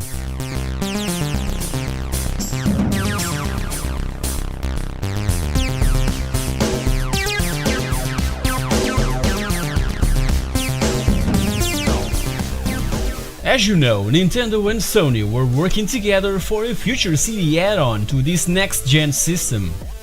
But observing the breach of contract from Nintendo and the disavowal from Sega, Sony decided to create his own home console and advance into this uncharted territory of video game development by acquiring Psygnosis in May 22nd of 1993 to enhance Sony's in-house development capabilities, because they knew that the Liverpool-based software publisher was making progresses with their own CD technology research. The deal made total sense to Psygnosis, cause they weren't locked down making games exclusively for Sony. Despite 50% of Psygnosis being owned by Sony, they were free to develop and publish games for other platforms like the PC, Sega Saturn and Nintendo 64. So, while developing software for Sony, Psygnosis would continue to market and distribute games under the Psygnosis brand, and would play a major role in Sony's expansion into Europe. Meanwhile, Cyclops was silently abandoned, being its latest releases Anarchy, a pretty decent and updated version of the classic arcade game Defender, and Matrix Marauders, Spellbound and Strix. These three with nothing really astonishing to point out besides the amazing covers. Between that period of time and prior to the PlayStation release, Psygnosis published many other awesome titles from which I must highlight. Hired Guns from DMA Design, that is an awesome Dungeon Master clone set in the future that can be played between 1 to 4 players on a single machine. A pretty fun and absorbing adventure game by the name of Innocent Until Caught. The obvious sequels to Lemmings, Lemmings 2 The Tribes and All New World of Lemmings. The Amiga version of The Second Samurai by the great Rafael Secco, and the sequel to First Samurai that I've already reviewed on my channel. Brian the Lion, an Amiga exclusive platform title that by 1994 was better than everything else in the genre across all systems available by then. And an exclusive 3D action-adventure game for MS-DOS that was really ahead of its time, Ecstatica. The deal with Sony allowed Psygnosis certain tools for creating a dedicated development system for the PlayStation, curiously based on PC hardware, simpler and cheaper. From those exclusive research and development initial years, Psygnosis came up with two amazing franchises, Destruction Derby and Wipeout. Destruction Derby, developed by Reflections Interactive and directed by Martin Edmondson, creator of Shadow of the Beast, recalls in an interview that showing their first PlayStation game to Ken Kutaragi, the man considered as the father of the PlayStation itself, was quite amusing. He flew from Japan with a team of engineers to test firsthand one of the most important launch titles for Europe. Kutaragi smiled a lot and was really enthusiastic, and his one and only comment was that it would be great that the debris from the cars stayed on the track. The hardware was already pushed to its maximum, so it was a daunting task just to think about doing it. Nonetheless, the game was a huge success and, along with Wipeout, helped to cement PlayStation's supremacy. Just before Destruction Derby, by September of '95, Wipeout was released, the very first PlayStation game from Psygnosis that was conceived, as stated by Lee Karras in an interview, after a drunken conversation between Nick Burkham and Jim Bowers in a pub in Hoxton. This futuristic racer with an amazing techno soundtrack featuring music from, for example, the Chemical Brothers, and with strong influences from Power Drum and F-Zero, grabbed every single one of us. Video games were, after all, also for adults. On PlayStation's first European year, 40% of total sales of video games were from Psygnosis titles. Now, that was an incredible achievement. Consequently, Psygnosis expanded, opening a few more satellite offices, also attracting some unhappy Microprose employees. Then, 3D Lemmings and Lomax came along, besides other also interesting titles like, for instance, the amazingly funny Discworld, that also spawned a year later a well-received sequel. Are you looking at me lustfully? Me? Madam, after a day like this? Not a chance. Oh. Formula 1 from Bizarre Creations, one of my favorite racing games on the PC back in '96, that features an awesome soundtrack which includes a few songs from a couple of Sony artists by that time, Joe Satriani and Steve Vai. My copy of the game came bundled with my Diamond Monster 3DFX card, and the first time I played it, I was simply blown away. The astonishing Alundra that, as you know, made me cry, swear, and throw dual shocks against pillows. The amazing Space Blaster Colony Wars that included, besides the awesome soundtrack by Tim Wright, 5 different endings. The mind-blowing and Blade Runner-inspired G-Police that was done whilst the same team was developing Overboard, with its Caribbean vibe and relaxed tunes. And inevitable sequels to Destruction Derby and Wipeout.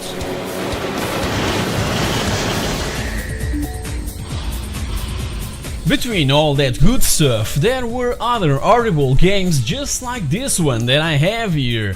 ODT, Escape or Die Trying, a really weird 3D adventure thing that recently saw its Nintendo 64 unreleased version being leaked online. Despite all the commercial success that Psygnosis games demonstrated, internally things weren't so bright. Sony was constantly changing directors, and competition between studios was highly incentivized, rather than helping each other's out. One of Psygnosis' founder, Ian Etherington, was consequently left off the company founded back in 1984. But he wouldn't rest, so after Imagine Software and Psygnosis, Ian and Martin Kenwright founded in '99 Evolution Studios, a studio that curiously made exclusive video games for Sony's still-to-come PlayStation consoles 2, 3 and 4, the WRC and MotorStorm franchises, and as well and more recently Drive Club. Back to Psygnosis, they would go on publishing many sequels for their greatest franchises, and as well brand new IPs, until Sony decided to shut down all satellite offices by 2001, turning Psygnosis into SCE Studio Liverpool. They would go on for 11 more years, centering its development into the F1 license, releasing each year a new updated and improved game, now for the PlayStation 2 and for the 2006 edition, also available on Sony's PSP. 2007 was the year for their first venture into the brand new PlayStation 3, releasing the realistic and beautiful F1 Championship Edition with 6-axis compatibility, being this one the last F1 game from Studio Liverpool. Also, and along with the F1 games, the other franchise that was still going was Wipeout, that saw a huge commercial acclaim with both PS2 and PSP releases: Wipeout Fusion, Wipeout Pure, Wipeout Pulse, Wipeout HD and Wipeout HD Fury, and lastly Wipeout 2048 for the PS Vita in 2012, the last game from Psygnosis/Studio Liverpool. So on the 22nd of August of that year, Sony closed the doors of SCE Studio Liverpool, formerly known as Psygnosis. Sony stated that they were focusing their investment plans on other studios that were working on new and more exciting projects.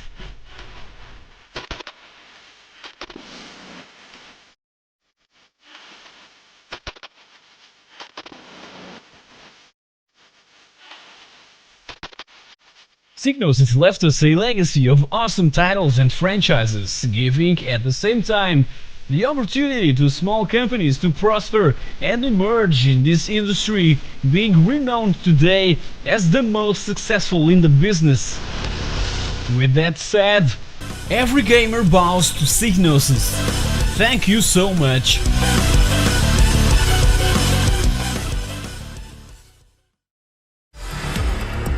Ian Edrington, former financial director of Imagine Software and co-founder of Psygnosis, formed Evolution Studios along with Martin Kenwright back in '99, after Ian had been dismissed by Sony from his own company.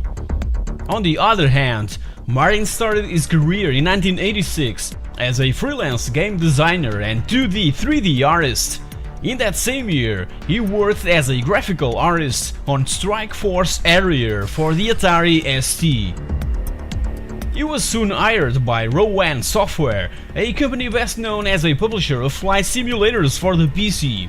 So, Martin's first job at Rowan was, again, as a graphical artist on Falcon, a title that received in '89 the Golden Joystick Award for the best 16-bit simulation game, and also contemplated with the 8th position on the top 100 best video games from Amiga Power magazine, published in May of '91. Then in 1989 founded DID and recruited several members from Rowan that went on developing specialized aircraft simulators that were mostly published by Ocean Software, like for instance F-29 Retaliator, Epic, TFX, Inferno, EF-2000, F-22 Air Dominance Fighter, and F-22 Total Air War. Then the studio was acquired by Ocean in 1998, who became Infogrames in '99. So, also in '99, and as said before, Kenwright moved out along with 6 other members to form Evolution Studios with former Psygnosis co-founder Ian Edrington.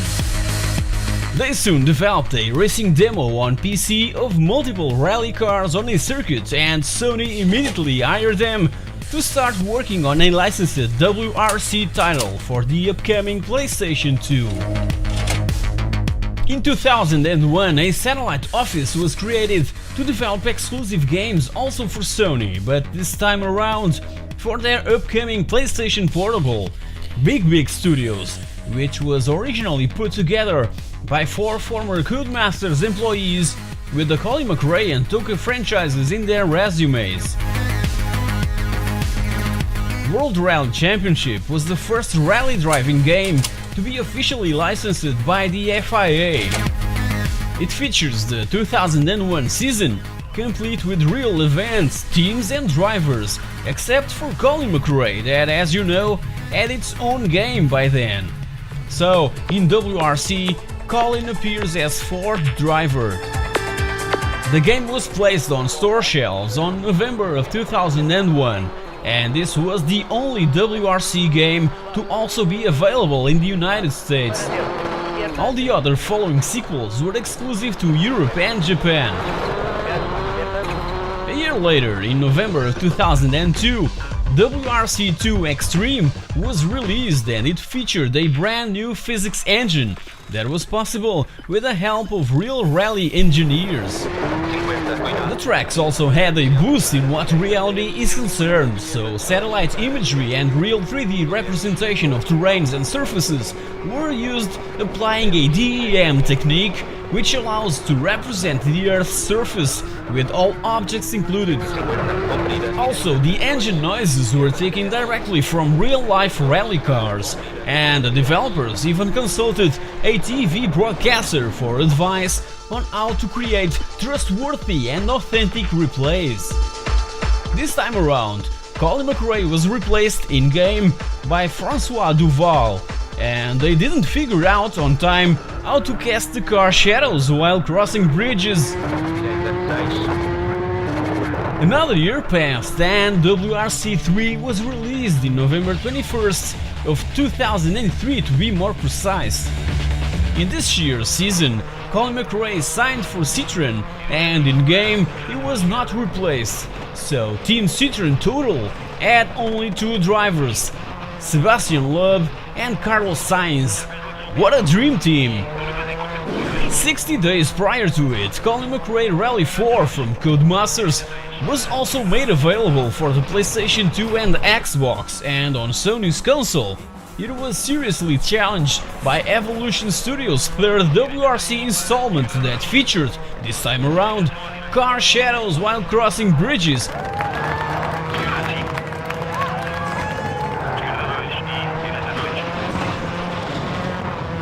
November of 2004 saw the 4th officially licensed WRC video game, based on the 2004 WRC season, with a huge increase on the number of polygons used in each car model and featuring all rallies, teams and drivers. 2004 was the year in which, for the first time in over 10 years, Colin McRae failed to sign for a WRC team. Cars from Group N4 and Super 1600 were also included, and the game features a pro driver challenge. There is basically a career mode, where we start from scratch on a Super 1600 car and try to climb our way up to the more powerful WRC class. Finally, by October of 2005, the European exclusive WRC Rally Evolved was made available, the final PlayStation 2 game from Evolution Studios, and features a random event engine which can create certain dangers along the course, like animals crossing the road, crashed cars from other drivers, and a lot other unexpected situations. This one also includes the Group B monsters that we can use in certain special events. As for the tracks, these were reduced to just 3 per stage, but don't let that number fool you. These are beautifully detailed and realistically modeled, and you'll also get a bunch of rallycross stages in which you drive against other 3 AI drivers. 100, pela esquerda, cuidados, contra curva. 2005 also saw the birth of Pursuit Force for the brand new PSP, developed by Evolution Satellite Office Big Studios, an amazing action game that was praised all over the press and considered one of the best games ever created for that handheld. By that time, Evolution Studios was already preparing their launch title for the PlayStation 3. Announced in that same year at E3 with an amazing pre-rendered trailer, Motorstorm built a huge hype among off-road fans. Track deformation was something that really grabbed players' attention, and Monument Valley is simply gorgeous. Despite that, single-player mode tends to be quite boring after a few races, and it lacks offline multiplayer.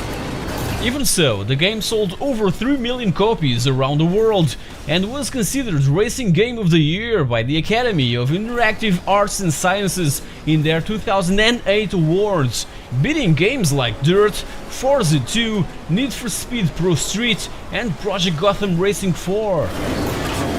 In September of 2007, SCE announced the acquisition of both companies, Evolution and Big Studios. It was at this point that founders Ian and Martin left the company, with Mick Hawking taking over the operations as studio director not only at Evolution and Big Big, but also SCE Studio Liverpool, formerly known as Psygnosis. Sequels to MotorStorm followed, Pacific Rift in 2008 and Apocalypse in 2011, that explored and expanded that same formula with huge jumps, crashes and amazing locations with beautiful graphics. The franchise also arrived in 2009 to the PSP and the PlayStation 2 by the hands of Big Big Studios, that released a spin-off, MotorStorm Arctic Edge. However, Big Big Studios was shut down by Sony in January of 2012, being Little Deviants their final and only game released on the Vita. Still in 2012, Evolution Studios was already working for a brand new IP for the launch of the PlayStation 4, and to keep fans entertained, they released for the PS3 and Vita MotorStorm RC, only available through the PlayStation Network, with a Micro Machines kind of vibe, where we take the wheel of these little remote-controlled vehicles through those awesome and well-known MotorStorm landscapes. Meanwhile, in late 2013, the PlayStation 4 was placed on store shelves, but the brand new IP from Evolution Studios, Drive Club, was nowhere to be seen. It suffered various delays and was only released a year later, in October of 2014, and worst of all, and according to the press, it felt incomplete and filled with problems related to the online mode. Slowly, Sony started to dismember Evolution Studios, starting by letting off more than 50 employees in March of 2015, and a year later, the main door at Evolution Studios was completely and forever closed. I just wanna say thank you to Evolution Studios for bringing so many awesome and entertaining racing games through the years. The WRC franchise for the PlayStation 2 is something that I get back to really often, and all 5 games are among my favorites for that system. Farewell, Evolution Studios. You'll forever be remembered.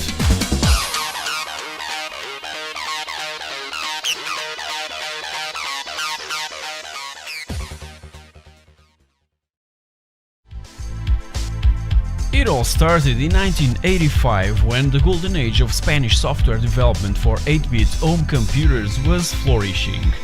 Herbe Software was, in the 80s, the biggest and most important Spanish video game publisher that became famous not for Paco Pastor, its founder, being the ex-vocalist of Formula 5, but for their anti-piracy battle, attaining the rights to publish video games from renowned companies like Ocean, US Gold, Gremlin, etc., with much lower prices, and sold all throughout the Iberian Peninsula. Back then, when I saw Herbe's logo stamped on the cover, I knew that I was buying quality controls and tested stuff for my ZX Spectrum, Amiga and later for my IBM PC. This caused a huge revolution. Full-priced video games of around 12 euros each started to be sold at about 5 euros under Herbe's label and distribution. Surprisingly for some, it triggered a gigantic boom in sales. From this moment on, piracy was practically a thing from the past. I remember to buy great original games for my PC at my favorite magazine store. Every month, along with Micro Hobby, the most famous Spanish ZX Spectrum magazine, I also used to buy a monthly Herbe publication dedicated to a specific game, bundled with its own physical copy. The first number brought Indiana Jones and the Last Crusade, the graphic adventure for IBM PCs. Herbe's marketing and merchandising system was extremely powerful and converted Spain and Portugal in late 80s into almost piracy-free countries.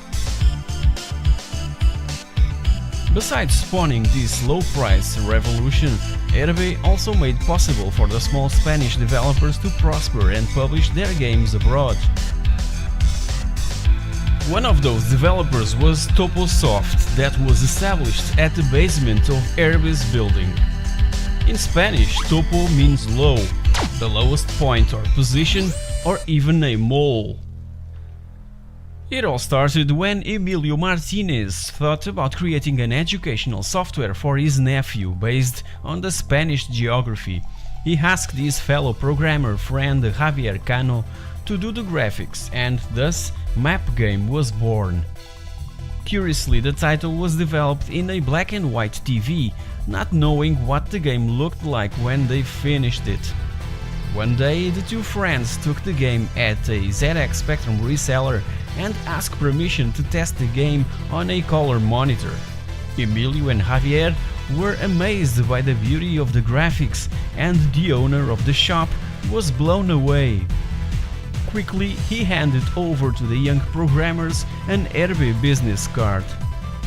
So both created their own brand, Action, and seeing a probable commercial profit, they made copies of the game and started selling it at the Rastro de Madrid, a kind of used and second-hand stuff local fair. Then, both agreed on contacting RB, and their future was at this point assured. The publishing rights for the game were sold to RB, and both programmers were hired to work on an Amstrad CPC version of Map Game and, later, for the MSX. The game was a sales success, and at this point they met José Manuel Muñoz, also known as Rambo, a very talented programmer specialized on working with sprites with masks, a hugely important aspect when working with moving objects on screen. José Muñoz had this script for an action and fighting type of game, and he was so thrilled about it that he managed to convince his two new friends to embark with him in his quest. So, RB Software hired José, and the trio designed in 1986 Las Tres Luces de Glaurung, that was extremely well received by Spanish gamers, which led to an English translated version for distribution in the UK by Melbourne House and under the name Conquistador.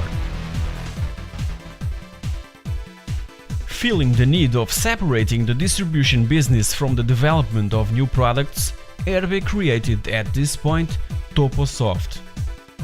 Still under RB's label were developed two more games. Ramon Rodriguez in 1986, that wasn't as successful but highly entertaining, fun and extremely difficult.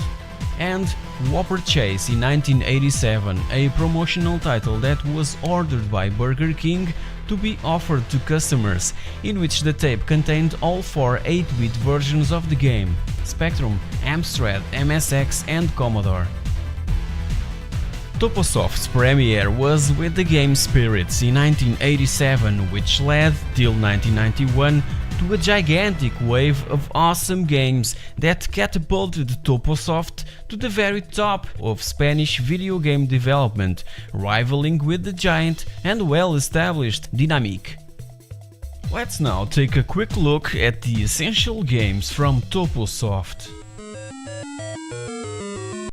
An awesome arcade action game where you control an extraterrestrial character somewhat based off the record in the movie Alien.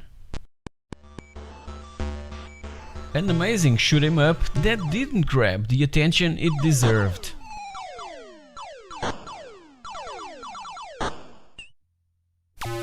Based in the Capcom arcade hit Gunsmoke and kind of a Red Dead Redemption of that era.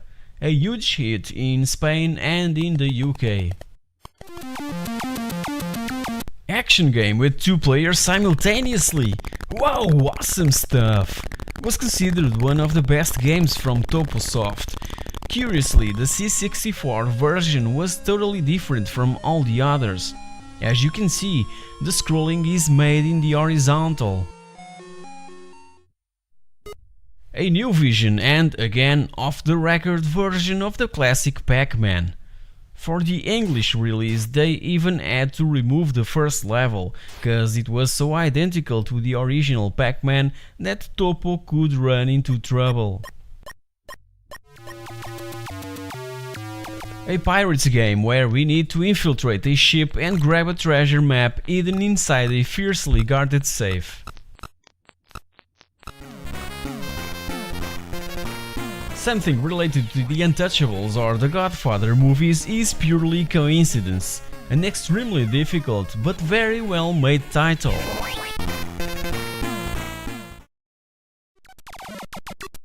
One of the best Spanish action-adventure games ever made.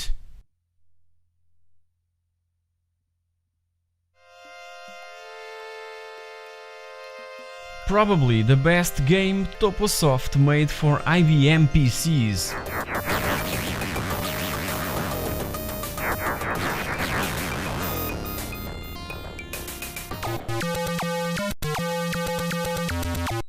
Another movie-inspired game, this time around it's Ben-Hur, complete with chariot races, was released in the UK under the Kicks label, the budget range of the mighty US Gold.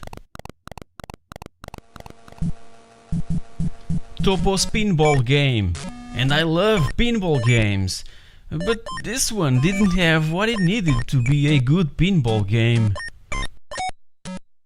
What a shame.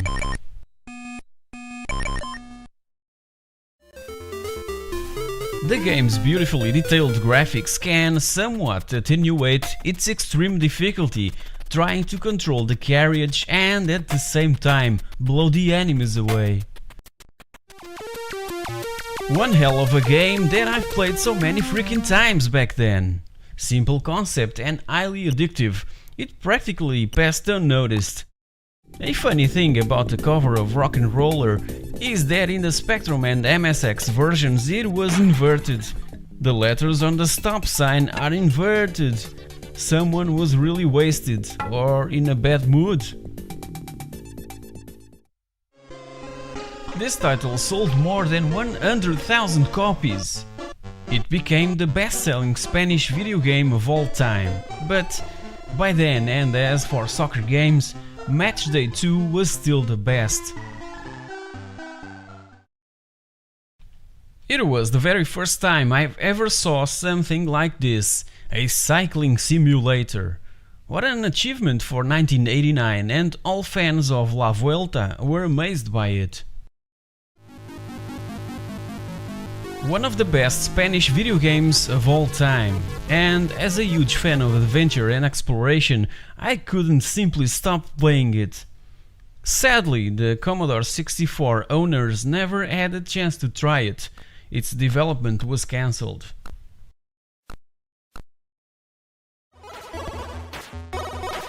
The Spanish localization of Gremlin's Gary Lineker games, Super Skills and Hot Shot, to compete with Dynamic's Michel Football Master that was hugely popular in Spain by that time. Sadly, it was a failed attempt.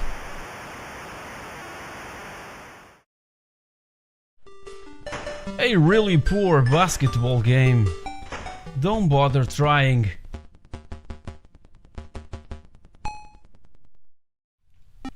The sequel to Mad Mix Game, and if the first one was based on Pac-Man, this one is on Pac-Mania. Curiously, they've published the game with a black and white cover for fans to develop their own painting skills. Later was announced the winner, and the cover would be used in a special edition of the game, that I believe never happened.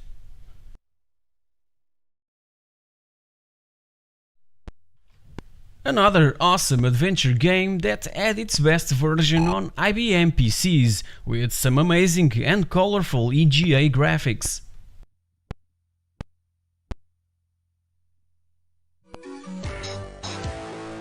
This title was based on a comic book character by Alfonso Azpiri, a Spanish artist that also made the cover for the game, and as well many others for practically every Spanish software house.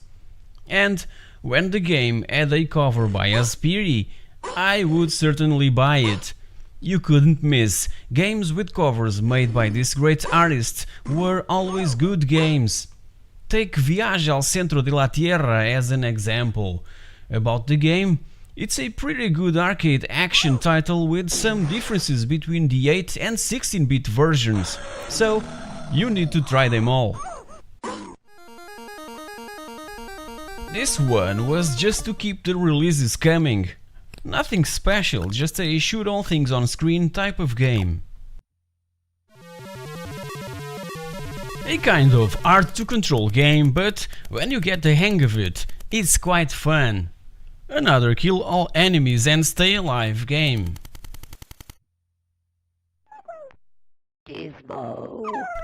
The first and, I believe, only official movie adaptation which had such a huge media coverage never seen from a Spanish game.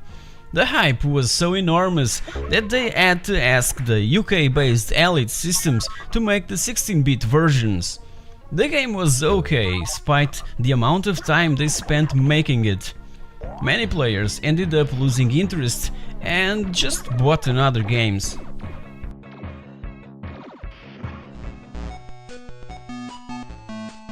One of my favorite Spectrum games ever, and obviously inspired by Disney's movie Tron. Super fast, super addictive and with awesome music.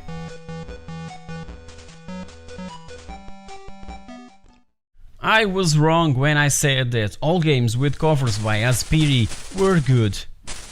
Well, Desperado 2 is a decent game, but was released in a time that LucasArts was around with their amazing point-and-click adventure games, and Wolfenstein 3D was as well around the corner. This was the point where it all started to collapse for the Spanish video game industry. The follow-up to Perico Delgado and One Last Breath for Toposoft.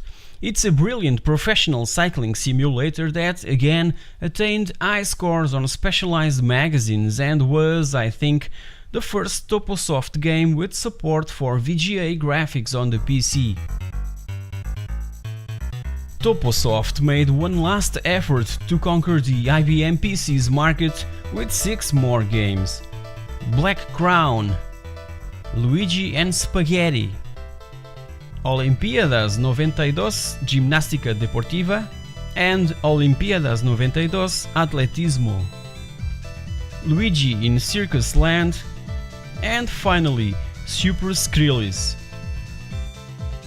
The Spanish video game crisis arrived around 1989, year when companies had to canalize and adapt their efforts towards the 16-bit machines that were already flourishing. The 8-bit era was practically over and Toposoft tried really hard to make it work. Viaje al Centro de la Tierra was probably the biggest bet in the area ever made in Spanish territory. It was one of the few games that had all 3 most important 16-bit home computer versions, Amiga, Atari ST and DOS, and also distributed in the US without any tangible success. Every time I saw a Toposoft game on one of my favorite video game resellers, I was always impressed by their extremely well drawn covers. Back then I was a huge superhero comic book fan and collector, and as well created my own universe along with a couple of friends. We even developed our own brand and presented our work at a couple of magazine publishers here in Portugal. Needless to say that they've revealed some interest, but that was all. So we started making and selling our own fanzine on a few specialized shops. The box art and loading screens from Topo's games were a sight to behold. Definitely one of the best in my opinion and taste, obviously. So guys, have you played any of these amazing titles? Obviously, there were other great Spanish video game developers around, like for instance Dynamic, Operasoft and Ziggurat made in Spain. But Toposoft, being part of the Herbe group, needed a special treatment.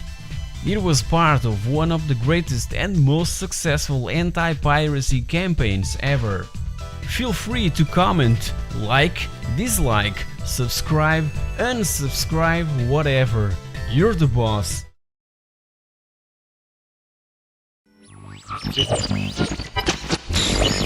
Don't touch that dog.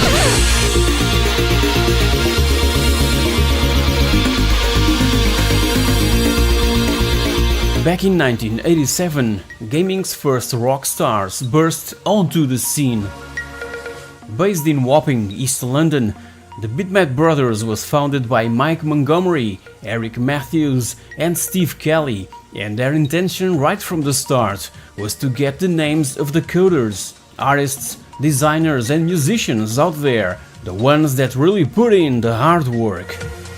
Publishers were taking all the credit and didn't want to promote the people who created those games. But it all began with Mike's obsession for computers. He bought some software and learned how to code in his spare time. Soon after applied for a job just to find out how good he was at his hobby. He was hired and soon after was earning more money than on his previous job and quickly became lead programmer managing his own team. In 1988 came their first game, Xenon, an overhead vertical scrolling shooter that was created on the Atari ST, receiving huge exposure on the Saturday morning kids show Get Fresh as a play-by-phone game where kids would shout directional and shooting commands to a blindfolded player. This is that kind of publicity that money simply couldn't buy back in those days.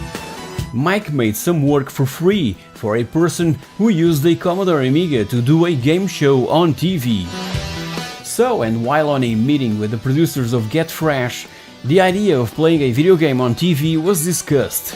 Needless to say that the favor was returned.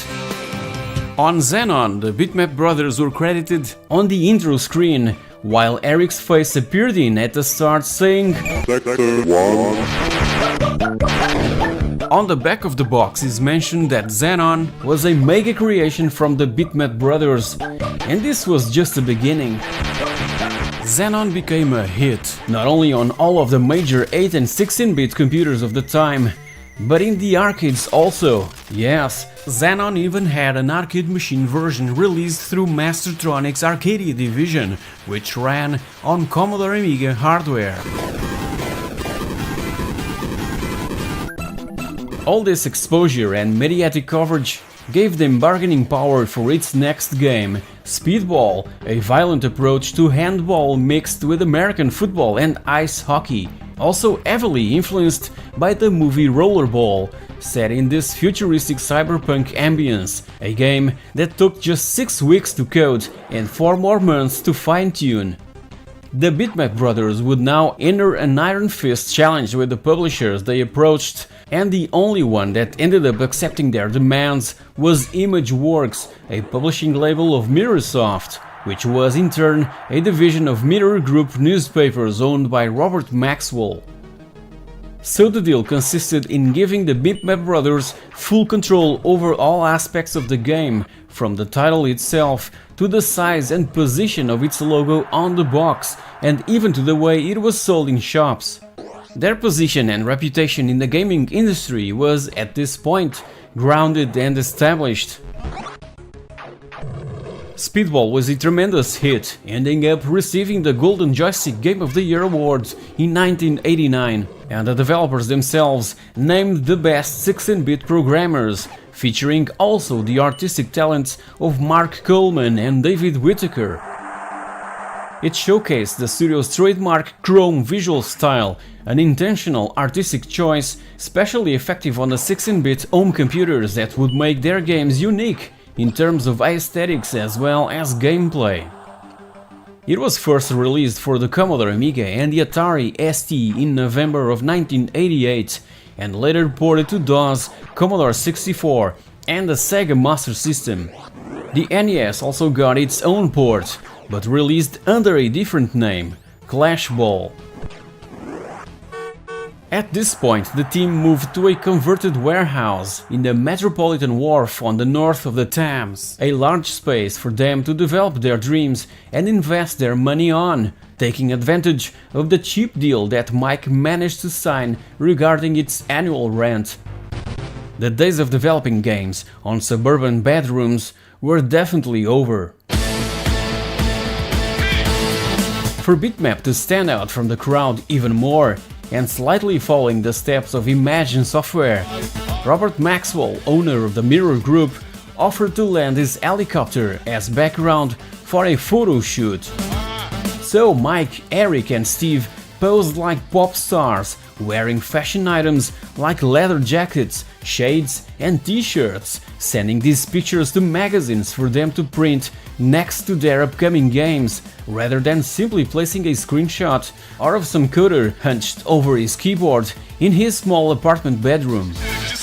An image of luxury, of wealth and coolness was created around the trio, but they weren't getting that much personal money.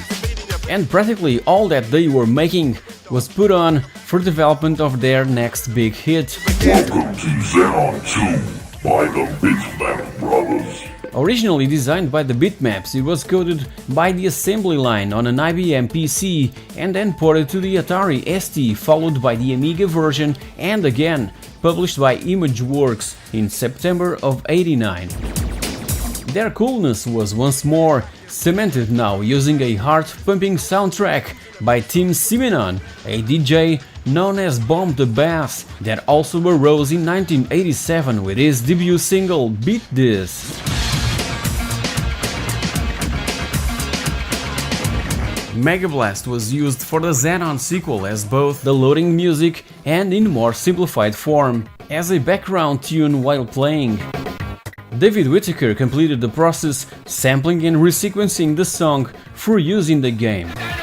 This groundbreaking maneuver would allow to enforce the bond between the developer and Rhythm King Records, so by doing that, Bitmap's games started to be advertised on other media outside the one exclusively dedicated to the gaming-related industry.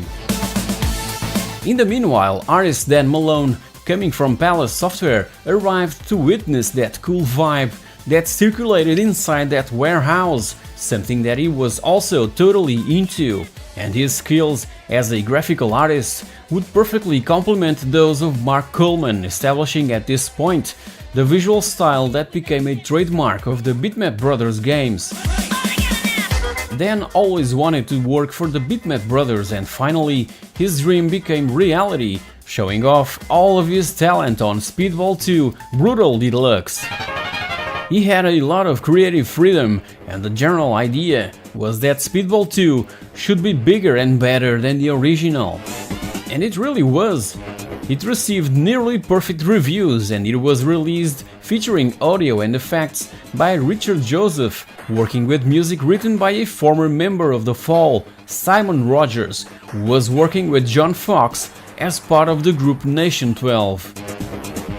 Speedball 2 was released in 1990, around the same time as Cadaver, an isometric fantasy adventure that had players navigate through levels by collecting and combining objects, solving puzzles and killing enemies. The developer was aiming for something like Dungeon Master, but by its looks, players thought that it would be similar to Night Lore. During its long development process, Cadaver was called Aneka because it was all about hunting for treasure, and around that time, the British popular Channel 4 TV show Treasure Hunt was co-hosted by Aneka Rice. The name actually stuck until quite late on, when Imageworks came up with a more intriguing title of Cadaver. It was available on the Commodore Amiga, on the Atari ST and on DOS, and sadly didn't perform as well as other games. It was also the last game that they've published under Imageworks. The relation between the two parties began to crumble still during the development of Speedball 2. 1991 was the year of Gods, a platformer designed by Eric Matthews and Steve Tall, with a game score again by Nation 12. Comic book artist Simon Bisley drew the cover, while the developers worked on AI that would take into account the player's position and their level of skill.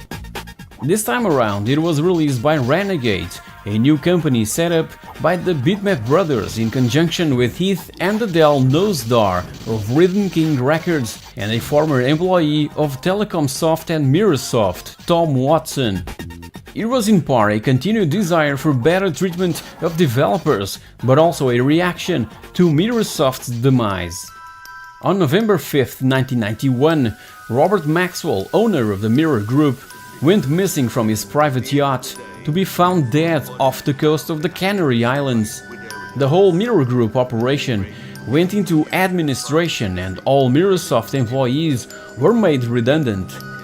A small number of games from different developers failed to find a new publisher and disappeared completely. Fortunately to some, Renegade reached out and would now handle the distribution not only of their own titles, but as well as those of a few other developers that had partnered with Mirrorsoft in the past, like Graft Gold and Sensible Software. Games like Sensible Soccer, Fire and Ice, Uridium 2, Turrican 3, Elfmania, Rough and Tumble and Flight of the Amazon Queen, just to name a few, were all published by Renegade, and all highly praised by the press and gamers alike across Europe, thanks also to a deal that was in the meanwhile signed with Mindscape International. But back to the Bitmap Brothers games. The second one, released by Renegade still in 1991, was Magic Pocket, designed by Sean Griffiths with music by Betty Boo. Sean was a huge fan of Xenon 2, and he eventually went on board the Bitmaps because he used to work at Palace Software along with Dan Malone, so on one of their many night outs they bumped into each other and the rest is history. Just like Xenon, Magic Pockets was also featured on a British TV show called Motormouth, where people would call and shout, walk, zap or jump in order to win prizes. By 1993 the Chaos Engine came out, designed by Eric Matthews and Simon Knight, with graphics produced by Dan Malone featuring some of the earliest use of interactive music, compliments of Richard Joseph. The title theme was composed by the British DJ duo Joy, of Bangladeshi origin, and then stated in an interview, and I quote, "Music enhanced the graphics and gameplay, and there is nothing more powerful than sound to create mood." Wise words. It was the team's tribute to one of the greatest arcade games to see the light of day, Gauntlet, but with its own vibe, made with its own ideas and formed of its own generation. Gauntlet provided the spark, but the Bitmap brothers gave it fuel, oxygen and a nice ring of rocks to stop the metaphorical fire from spreading out of control. The Amiga was where it would shine, even with an enhanced AGA version, soon being also ported to DOS, the Atari ST, SNES and the Mega Drive. In these two last systems, the Preacher was replaced by the Scientist, and in the US was known as Soldiers of Fortune. 3 years later, the Chaos Engine 2 was released solely for the Amiga, and by then the platform was seen by publishers as a dead system. Commodore went bankrupt 2 years prior to this release. Even Amiga-related magazines such as Amiga Power and The One didn't survive to review it. The gaming public moved onto the PlayStation and the Saturn, while the PC had already established itself in the computer gaming market. The Bitmaps were a group of friends who bonded in the pubs, nightclubs and road skate together. By late 90s, companies were starting to be run by accountants instead of creative people passionate for this industry. Even so, the Bitmap brothers stood to their ground and remained independent. So by 1996, the team was starting to dismember itself. After producing additional work for Zed, Dan Malone left the team because he was starting to lose the creative freedom he had before. These were really hard times for the Bitmaps. By 1999, Ed Bartlett, a huge fan of the Bitmaps growing up, joined the team working as a tester on Speedball 2100 before becoming a designer on Z Steel Soldiers and coming up with the concept and level design of Xenon 2000 Project PCF. Working at the Bitmap Brothers felt like being part of a family rather than a business. By this time, many of the original team and collaborators were still active, but in the meanwhile, two of the Bitmap's founders, Eric and Steve, left the company after working on Z Steel Soldiers. Eric embraced a new challenge as design and content manager for Sony Computer Entertainment Europe, and Steve didn't code another game until this point. Even so, new members were arriving and joining in to embrace the present and future of gaming and of the Bitmap Brothers family, like Anthony Bowler, who became a programmer for the team still in 2001 and recalls that their spirit remained quite old school.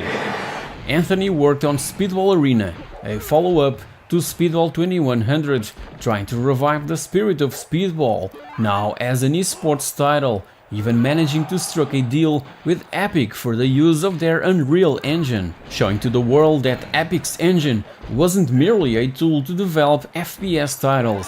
Speedball Arena got to a playable state with players, animations, early AI, replays and even sound and music, but it was unfortunately cancelled. The last major success from the Bitmap Brothers came in 2003 with World War II Frontline Command, created in collaboration with Codemasters, but this partnership ended up facing some difficulties at a fairly late stage. As history tells us, the project was concluded, but released by Deep Silver instead. The Bitmap Brothers also ended up porting to PC 3 Namco games, Dead to Rights, Killswitch and Pac-Man World 2. Speedball 2 Tournament came along in November of 2007, exclusively for Windows, a sequel to Speedball 2 Brutal Deluxe, published by Frogster Interactive Pictures and developed by Kiloton. All steps in the development of the game were supervised by Mike Montgomery, but failed to achieve the success of previous titles in the series. It was quickly delisted from Steam without any plausible reason. Mike Montgomery was, in the meanwhile, the only founding member that would still retain the rights to the Bitmap Brothers games and has overseen the release of Speedball 2 Evolution, Z and the Chaos Engine in recent years. Back in 2004, teamed up with John Hare from Sensible Software and John Phillips, former technical director at the Bitmap Brothers, to fund Tower Studios to develop mobile games before smartphones took over the market, porting Sensible Soccer and Cannon Fodder and also releasing British Limes Rugby. Then John Hare took sole control in 2009 and Mike went on working as a consultant and freelancer for Slightly Mad Studios on the Project Cars series. The good days ended, but their spirit lived on in a few releases in recent times, including a mobile version of Z in 2011, Speedball 2 Evolution in 2012 for Android, the Chaos Engine in 2013 for PC, Linux and Mac, Speedball 2 HD also in 2013 for PC, and Gods Remastered in late 2018, initially for PC and Xbox One, soon followed by PS4 and Nintendo Switch in March of 2019. By November of that same year, Rebellion Developments acquired the Bitmap Brothers back catalog, so we'll most likely witness a revival of their greatest titles in the following years in the form of remasters, remakes, or who knows, brand new games based on the most beloved Bitmaps franchises. Looking back, the Bitmap Brothers' heyday came during the 16-bit era, with its unique style and high difficulty, 30 times harder if you had a pirated copy of a Bitmaps title. Their games were always setting the standards graphically, technologically, and in terms of gameplay, both for the Commodore Amiga and the Atari ST, and it's unquestionable that they created many memorable in-game characters across their titles. Who could forget Barry, Colin, Justin, etc. in Speedball 2? The Preacher, Thug, Navy, Gentleman, Mercenary and Brigand in the Chaos Engine, or Zod in Z. Most of their games were a nod to science fiction and fantasy, something that back in those days would appeal to a truly high percentage of gamers. It was a straight shot. Thank you very much for watching, and I'll catch you all in my next video. Cheers!